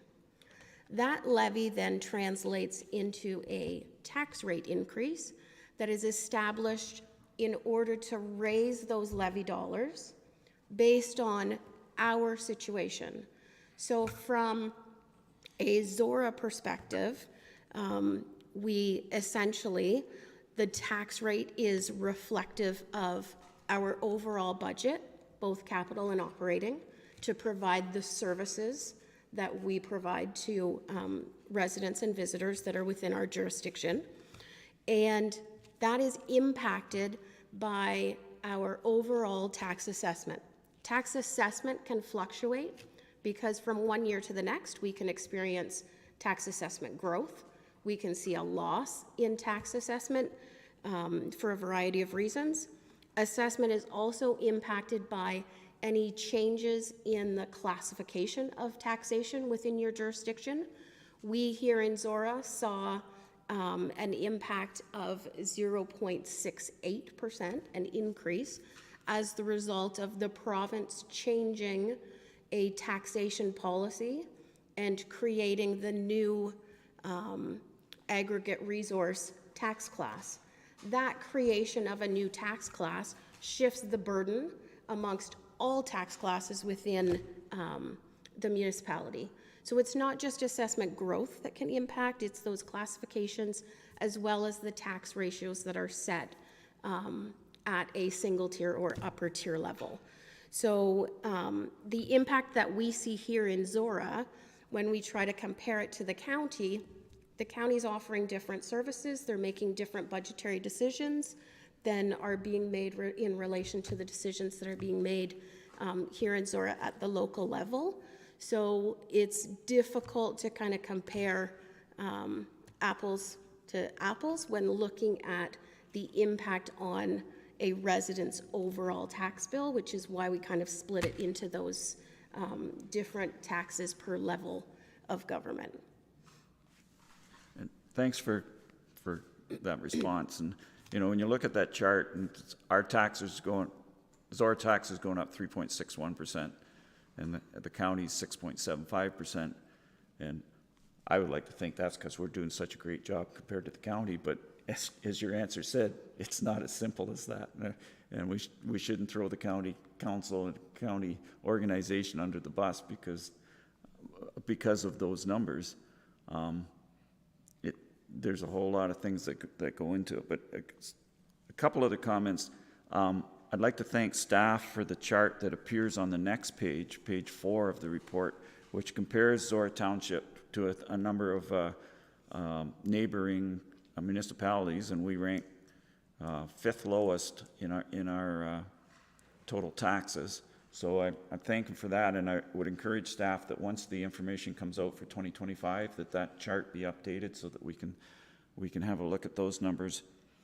Would also point out to council that even at 3.61%, we are above the CPI inflation rate at 2.23%. And I know, rightly or wrongly, a lot of people think that's the target that we should be heading for. And once again, it's a lot more complicated than that. My last point is, we just talked about potential assessment growth. If we are heading into times where our assessment growth is not going to be what it's been in the last 5 years, we need to consider that at budget time, because for the last, I think, 5 years or so, our taxes have not gone up as much as our levy's gone up because of that assessment. We may not be able to rely on that as much if building doesn't go as it has in the last few years. I know Kingwood is really keen to get things going, but whether their plans go as quickly as they hope is more to do with the market than anything else. So just a few comments, and thanks for clarifying that, Kim. I appreciate it. Any other questions? Question for me, along the lines of what Councillor Mitchell was finishing with at the end there. If you take out of our tax increase what we got for police increase and the shift as a result of the aggregate, then I think our budget was, I can't remember exactly, but more in line with inflation, with CPI, correct? For the period that was relevant at the time anyway. I would agree, absolutely.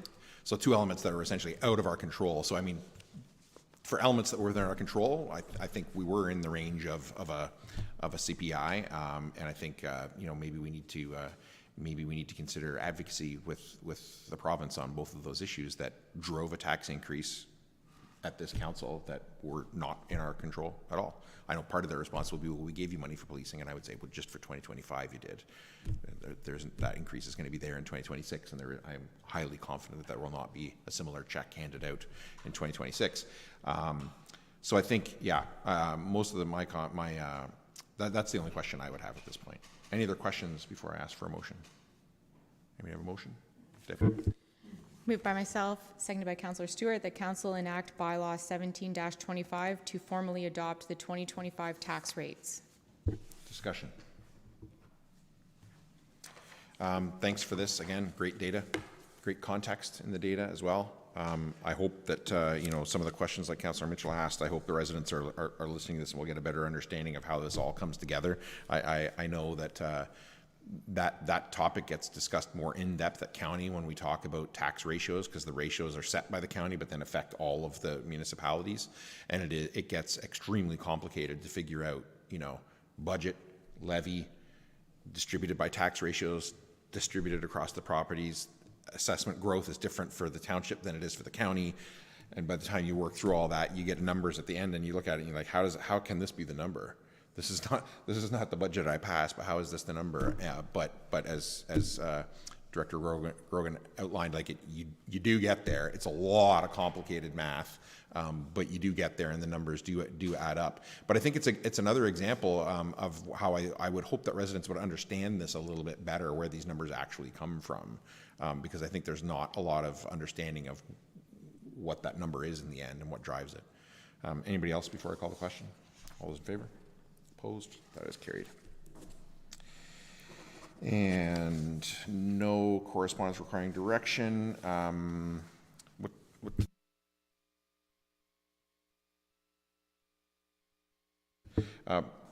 Boards and committees. Upper Thames River Conservation Authority Board update from Board Member Mitchell.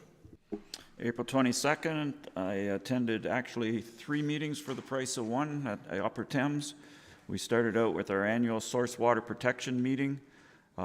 Source water, Thames Sydenham Source Water Protection Authority is made up of the Upper Thames, the Lower Thames, and St. Clair Conservation Authorities, and is all about protection of safe water sources for municipal water systems, whether those are through wells or pipelines.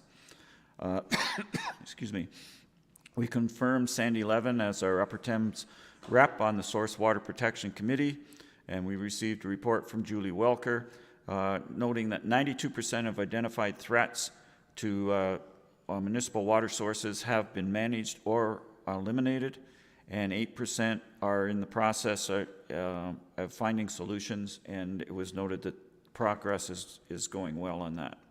We then moved into the monthly board meeting. We had discussed a report and a letter responding to the delegation from the City of London at the previous month's meeting regarding potential cost savings, which would relate to a impact on the levy, not only to the City of London, but to all municipalities, and also the possibility of joint lobbying efforts to the province on a number of issues that the City of London would be willing to help us with. We received an update on the regulated area mapping changes. That's an ongoing project which has started in the City of London and will expand out into the rest of the watershed shortly. There was one interesting note out of the report that the reduced jurisdiction around wetlands has been reduced from 120 meters to 30 meters. So in some parts of the media, there's concerns that the Upper Thames is going to turn acres and acres of farmland into wetland. And that's actually the case, is that the jurisdiction is being reduced, not increased. There was a report on the former Children's Safety Village Administration Building, which has been repurposed, is now used for several programs and services, and reducing some of the stress on other Upper Thames buildings, especially at in the Fanshawe conservation area and at the headquarters. A little bit of overcrowding there. There was a long list of events, several pages long, that Upper Thames staff host or participate in regarding community outreach and education. We had a report on the first quarter of 2025 financial, had an update. There was no surprises there. Then in the afternoon, I sat on the Finance and Audit Committee meeting. We met with our auditor, who gave his annual report for 2024.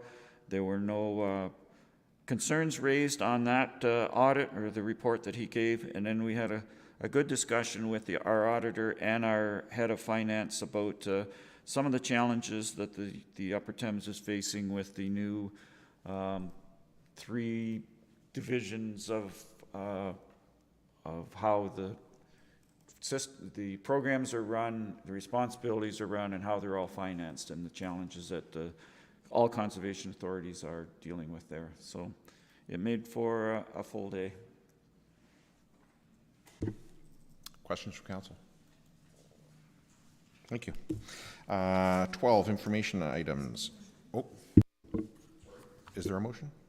Moved by myself, Apologies. seconded by Councillor Stewart, that item 11A be received and filed for information purposes only. Is there any discussion? All those in favor? Opposed? That is carried. And information items 12A, B, and C. Do I have a mover for any one or all 3 of those? Deputy Mayor. Yes? The letter concerning the possibility of change in legislation about the landfills. Correct. Can you fill us in a little more on what's happening there? Yep. So the town of Ingersoll, through, I can't remember the name of the company they use, they contract a company for advocacy work, and that they identified that the landfill industry's umbrella organization had registered as a lobbyist specifically with respect to that legislation. I can't remember off the top of my head exactly what the wording was, but it was words to the effect of advocating that it be scoped, reduced, limited, or eliminated, the right of a municipality to decide. And so the town of Ingersoll approached myself, Mayor of Southwest Oxford, myself as the Mayor of Zorra, and also in my role as warden, to say, you know, should we advocate on this and say that what we think of this, again, you know, regardless of whether a municipality or residents would want the landfill or not, do we think that the municipality should have the ability to decide? So went through a bit of a process there, and Ingersoll absolutely took the lead on it and crafted this letter, which I signed on behalf of the township and the county. Deputy Mayor. So related-ish, I'd like to section out item 12B. So I have a motion moved by myself, seconded by Councillor Stewart, that council support the resolution from Oxford County Council regarding changes passed in COVID-19 Economic Recovery Act 2020, SO 2020, C18-Bill 197, and that a copy of this resolution be forwarded to the Ontario Premier. As the mover, do you wish to speak to that? I think you're speaking to, in relation to that letter, it's sort of applies here. These were conversations that we had some time ago in relation to a specific application,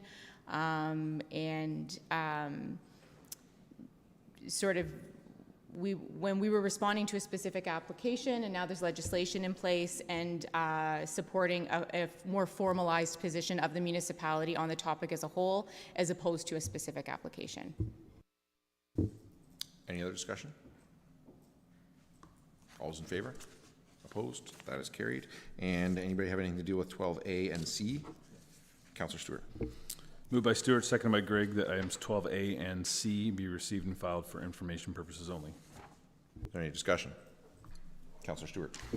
Only just to identify in a note of thankfulness for this council, because I'm reading through this motion in Tilsonburg's, and it to me makes no sense that they feel compelled to state their opposition to strong mayor powers. Note 2 within that resolution speaks to supporting specific powers not identified at all to the mayor as it pertains to identifiable decisions. That's not defined at all regarding housing development, infrastructure, and transit. So while that's not an exhaustive list of the services provided by the town of Tilsonburg, I'm sure, it's such an open statement that basically, while they say they're not supporting it, I read this letter to say they're supporting strong mayor powers. And I just wanted to, last meeting we spoke quite a bit about that, and I just wanted to highlight that. Anyone else? Councillor Mitchell. And I've been reading in local media that some of the other local councils, such as St. Mary's, that have been granted are not happy with the way it's being handled, and at least the current mayors and councils have no intention to actually use strong mayor powers, but they are expressing concern that future mayors and councils may, and the impact that this has on people seeking public office, whether people want to seek public office because they want to use the power, or they won't want to seek public office because they feel that being on council is not worth their time if they can't really make decisions. So I think not only our concerns in Tilsonburg, but there are many smaller municipalities and councils that are really concerned about the way this is being just thrown out there. So. Anyone else? Deputy Mayor. I can't not take this invitation to participate. The biggest piece of strong mayor powers that doesn't sit right with me is the function and intention of democracy. I see such value in, and I think I spoke to that at the motion that we brought forward in this council at the last meeting. But the other flip side, I think, and why I'm speaking right now, is the conversations we've had in this meeting around staying in our lane and the appropriate jurisdictions of the appropriate levels of government, and especially in times of crisis, economic crisis, human support services crisis, that while the needs are growing, we each have responsibilities and funding sources to manage those responsibilities. And the part that concerns me, both in the strong mayor powers and in this correspondence from Tilsonburg, in terms of how they're viewing it, is that it shifts a municipal role in land use policy decision-making to an individual elected official playing a role in terms of being responsible for housing.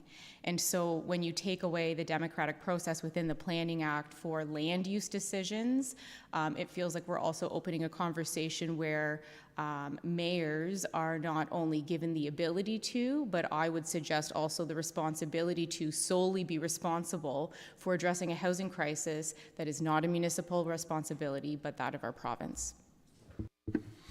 Anyone else? Completely agree with all the comments made by council. I think one thing that I've seen missed in a lot of discussions around this is, as you say, so many mayors have said, I'm not going to do this, I'm not going to use these powers. They have, written various forms of documents and bylaws to attempt to, delegate the responsibilities that are granted to them as strong mayors back to council and staff as they see fit.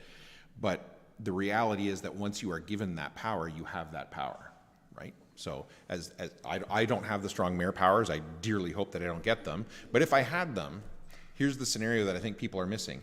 I sit down in a meeting with senior management team and I say, I really don't like that report from Public Works. I really don't like it. I wish it said this. He knows that I have the power to fire him as a strong mayor now. I said I'm not going to use it. I said I'm going to delegate it, but I have the power. And staff know that that strong mayor has that power. You can't take it away. It's like walking into any other negotiation with a loaded gun, putting it down on the table and saying, don't worry, I'm not going to use it. Now, let's talk about that. It's the same thing. You cannot, once given this power, a mayor has that power. You can say you're not going to use it all you want, but you have it.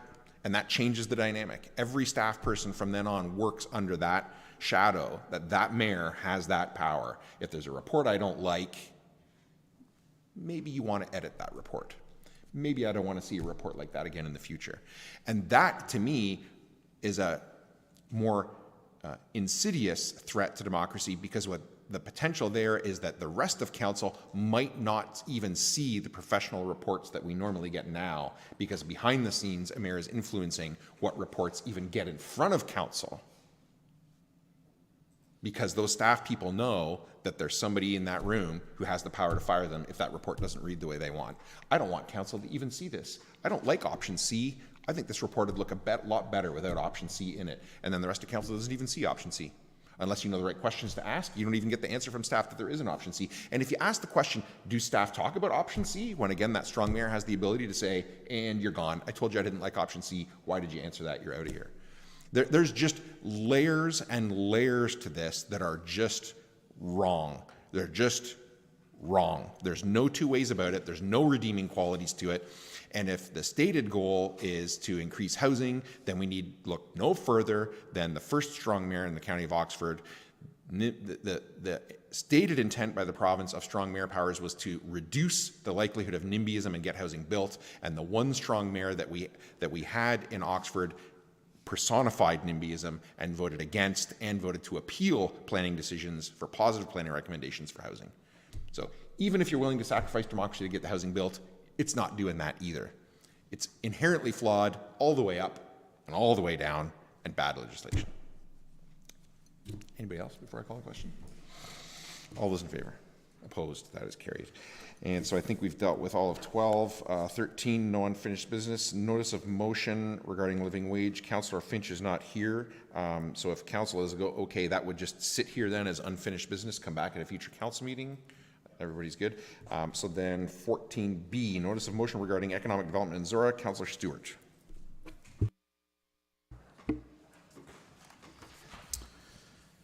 Okay.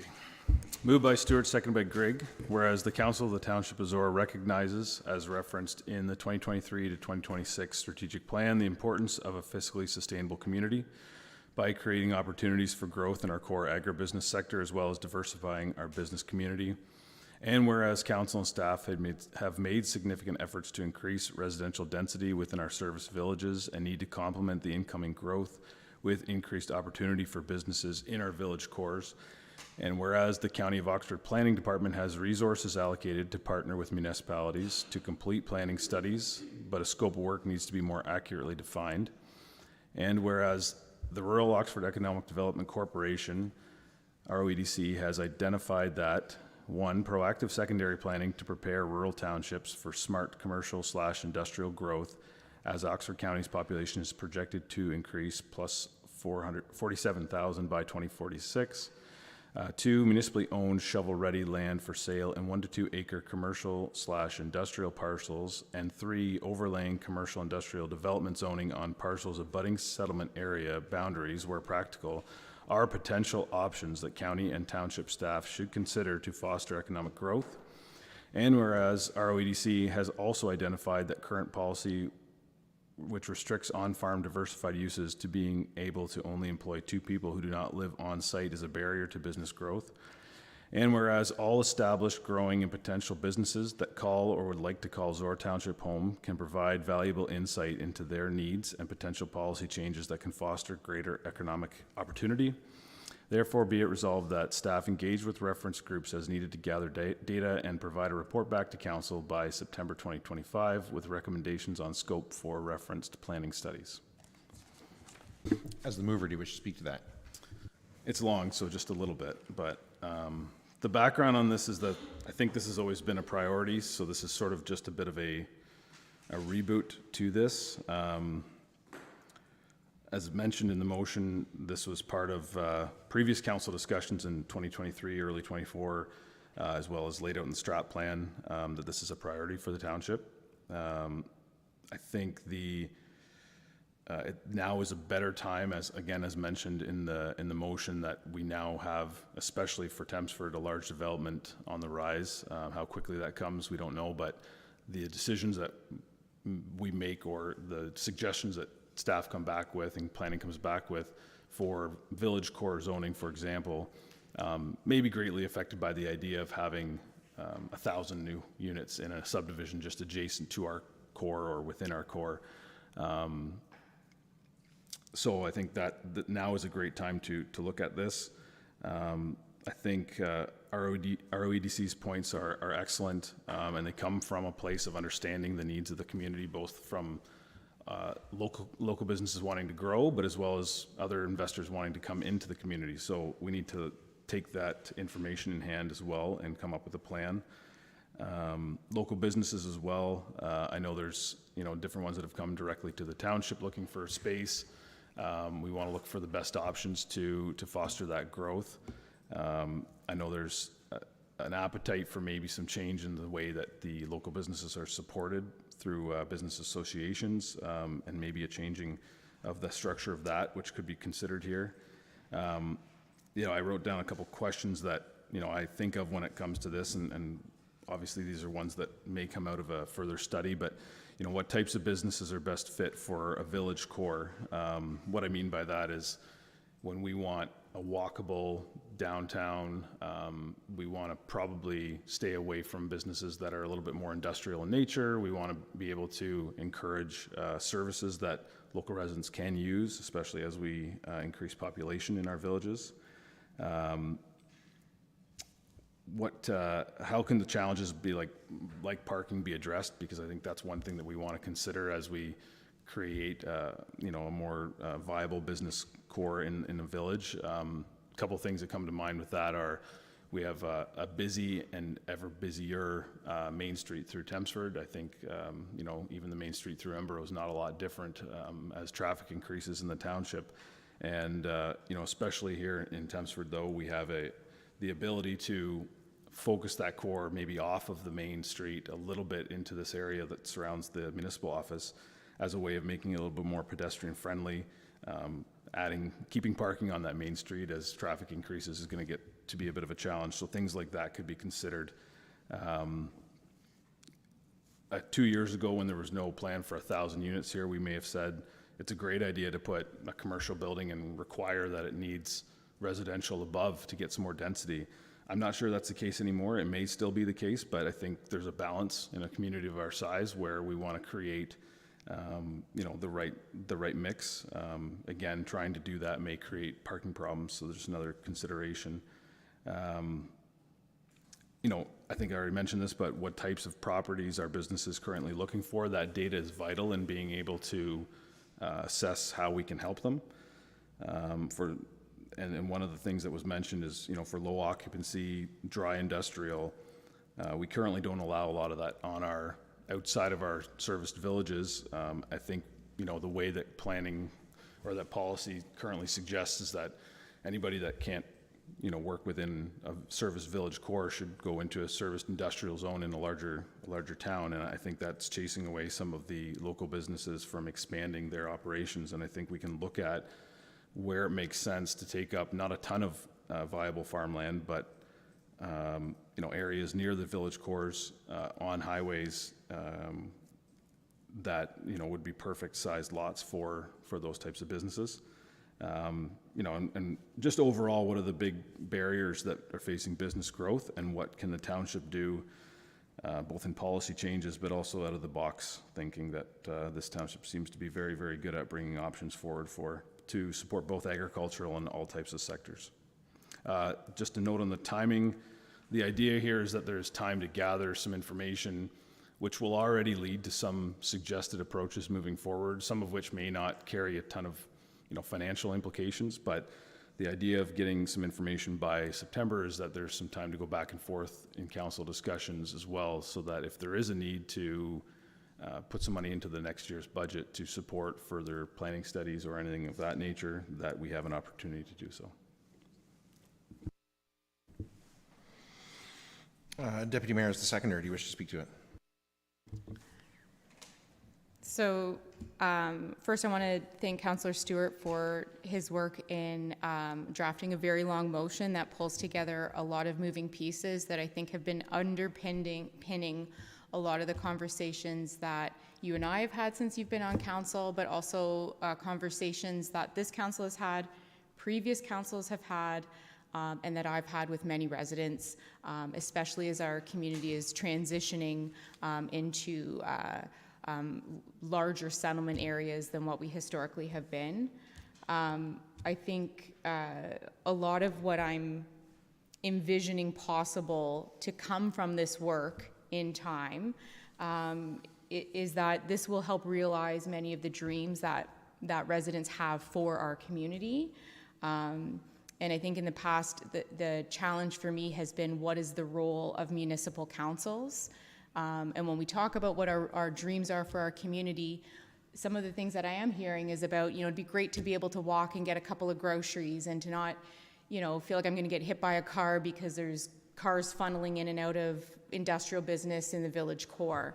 And so when I'm hearing my colleagues speak to, some of the areas of concern, on the flip side of that, the resolve to that would create a realization of the dream for our settlement areas in our communities that I think residents are looking for, and what it is that we can do as a municipal council. So we know we have a role within the designation of lands and the zoning of lands, and when those things change, we can consider those things deeply, but we have some existing zoning in place, and some properties that have some historical, grandfathered in policies.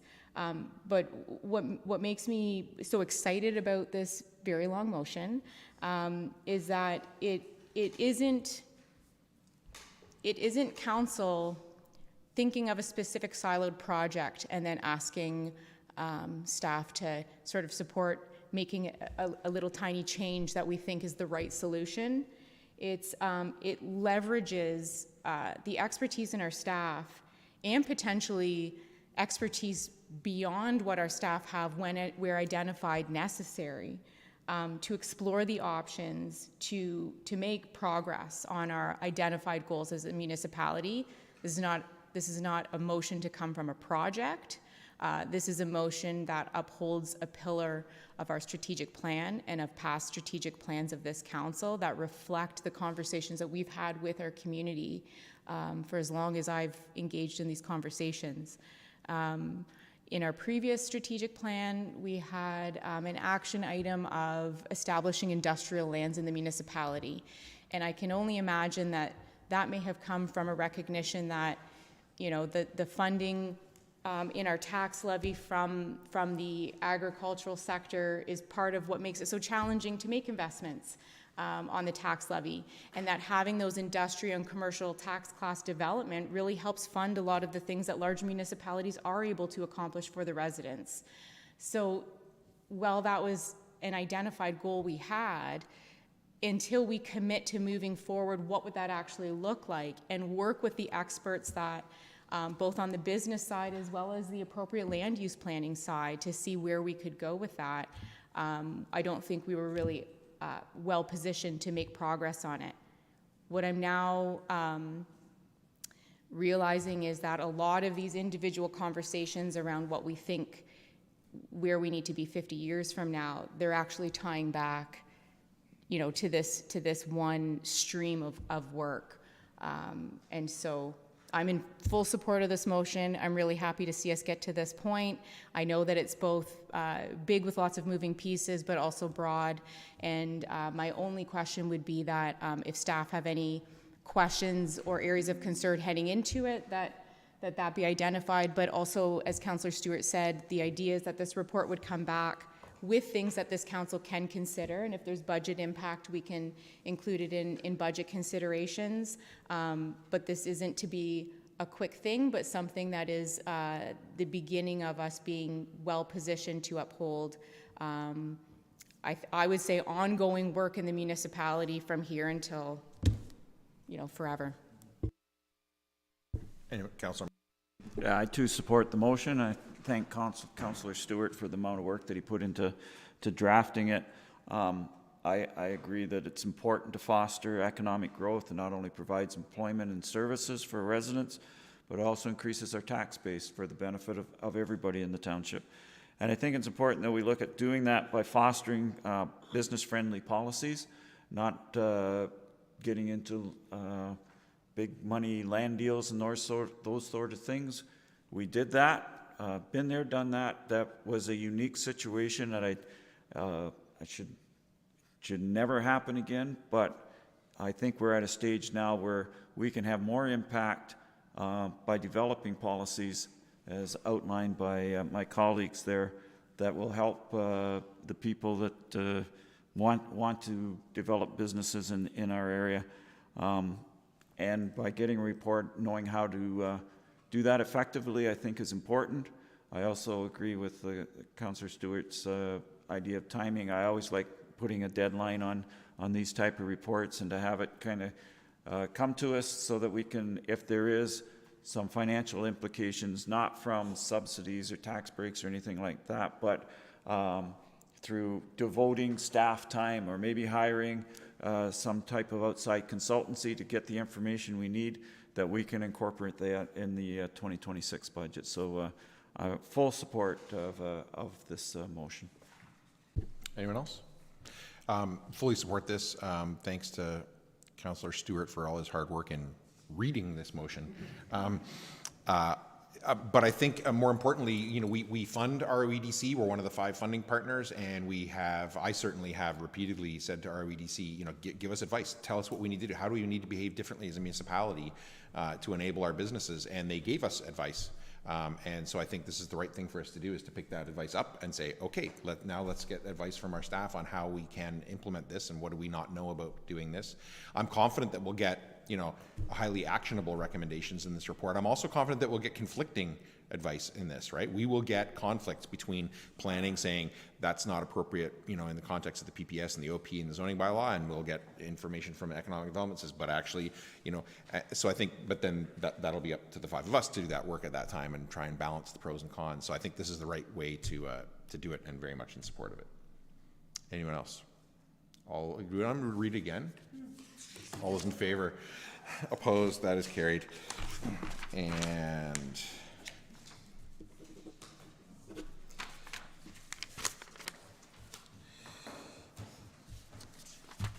bylaws.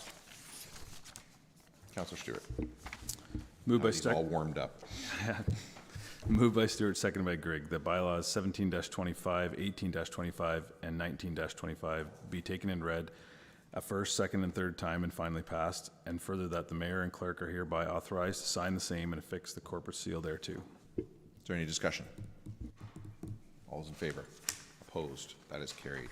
And items of community interest. Who would like to go first? Councillor Mitchell. I've got a couple. One is to do with an Upper Thames activity, and that is the Oxford Children's Water Festival Family Night at the Pittock Conservation Authority in Woodstock. It's May 15th from 5 to 8 p.m., open to all local residents and families. And the other event is Wisdom Wednesday at Brown's Corners next week, May 14th, 7:30 p.m. And the guest speaker is Tatiana Romaniuk, who was an immigrant from the Ukraine, after the outbreak of the Russian invasion, who now has established a new life in St. Mary's, and she will be speaking on her experiences. Anyone else? I think next, I don't have anything until next weekend under items of community interest, but I think, so Thumpian on Friday the 16th starts. I can't remember what it is, but it's usually hot dogs over there. And then throughout the whole weekend, I'm not going to attempt to list everything going on there. And I think in my calendar, the Legion Wing, The Legion Wing Night is on the Saturday, the 17th, same weekend as Thumpian, I think. And I think that's all I have until we're back here. Anybody have anything else? Of all the amazing community events that Thumpian brings to Zorra, the one thing identified by our mayor is hot dogs over there. It's a great kickoff to the weekend. It is like the epitome of Thumpian, because a whole bunch of people just gather and sit around and eat hot dogs and sit at a picnic table. It's everything. Yeah. Anyway, anybody else want to take a shot at the mayor? Councillor Stewart. It's a bit off, but it is Saturday, June 7th at the Ingersoll Rural Cemetery. There's a presentation on dedicating the Potter's Field. Cody Groat's the master ceremonies. There's been a lot of work put into that by both the cemetery board as well as students and professors like Cody from Western University. It's at 2 o'clock in the afternoon. On Saturday, 7th? Yes.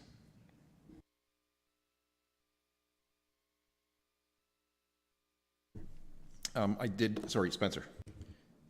Thank you, Mayor. And Councillor Mitchell mentioned the Children's Water Festival. So Oxford County is very involved in that program. It's an excellent event each year. I don't know how many of councillors have been able to attend in the past or have had children attend. A number of planning staff are volunteering at that event this year, and I do know that Linda Smith from Upper Thames, she's the Water Festival coordinator, had indicated that they still did need some volunteers for that event. So if anybody on council or staff or members of the public listening in are open to volunteering some of their time, there's over 3,500 kids that go through that event and learn, how important their relationship with water really is. So I would encourage anybody on council or anybody listening to reach out to Linda Smith directly if they're able to volunteer. And to expand on that, the Water Festival is actually a multi-day event. But other than the evening, it's geared, I believe, to school groups. But the event that I mentioned was open to anybody to come. So, but you're right. It's a great educational event for, did you say 3,500 kids? One thing I did want to mention at council, which is not about a future event, but about a past one. Last Thursday morning, I was invited at dawn to the disinterment of a guy named Percy Onabagon. I was invited by the family, his niece Claire, who is from Long Lake First Nation near Thunder Bay, because Percy was taken from his family without their permission in the 50s from Long Lake and sent to Oxford County because he was First Nations. He had epilepsy and was partially paralyzed on one side of his body. And they spent years, they never saw him again after he left his home when he was 8. They never saw him again. They weren't sure where he was other than that he was in Oxford County. They spent then decades trying to find him. They contacted, the Anishinaabe Nation contacted me months ago. I offered help any way that we could. Anyway, attempt to make this very, very long story short. As a result of that, they did find him. He was buried in a Roman Catholic cemetery between Beachville and Woodstock, and they found his grave there. And invited me on behalf of the county and the township to the disinterment where he's going to be returned to his home community in Long Lake. The reason that I bring it up here is because it is specifically relevant to Zorra, because it's not totally clear what happened to Percy after he left Long Lake. They know that he was in a hospital in Woodstock. They know that that hospital at that time was part of one of the former municipalities that's not currently in Woodstock. And there's some conjecture that he was actually in a facility that was in the township of Zorra as well. And I bring it up because I did have a meeting with a resident earlier this year in my office here, where the resident was telling me that they did not think that residential schools were bad, or that people didn't want to go, et cetera. And I bring it up to say, I stood at the side of the grave where a person was dug out of the ground and spoke to his niece and his family, who said that their mother doesn't remember ever signing anything to say take him away. She has no idea how it happened, and never saw him again after he was 8 years old, until they dug him up not far from here last Thursday morning. So I raise that as not as a future event, but as, I think, an item of community interest that I think we should know about. So, anybody else under items of community interest? No closed meeting session. Confirmatory bylaw. Councillor Stewart. Moved by Stewart, seconded by Gregg, that bylaw 20-25, being a bylaw to confirm the proceedings of council held May 7th, 2025, be read a first, second, and third time this May 7th, 2025, and further that the mayor and clerk are hereby authorized to sign the same and affix the corporate seal thereto. Is there any discussion? All those in favor? Opposed? That is carried. And a motion to adjourn. Yep. Moved by Stewart, seconded by Gregg, that this session of council be now adjourned and herewith closed at 12:32 p.m. and the next meeting of council be called for the May 21st, 2025 at 6:00 p.m. in the council chambers at the Zorra Municipal Center. Is there any discussion? All those in favor?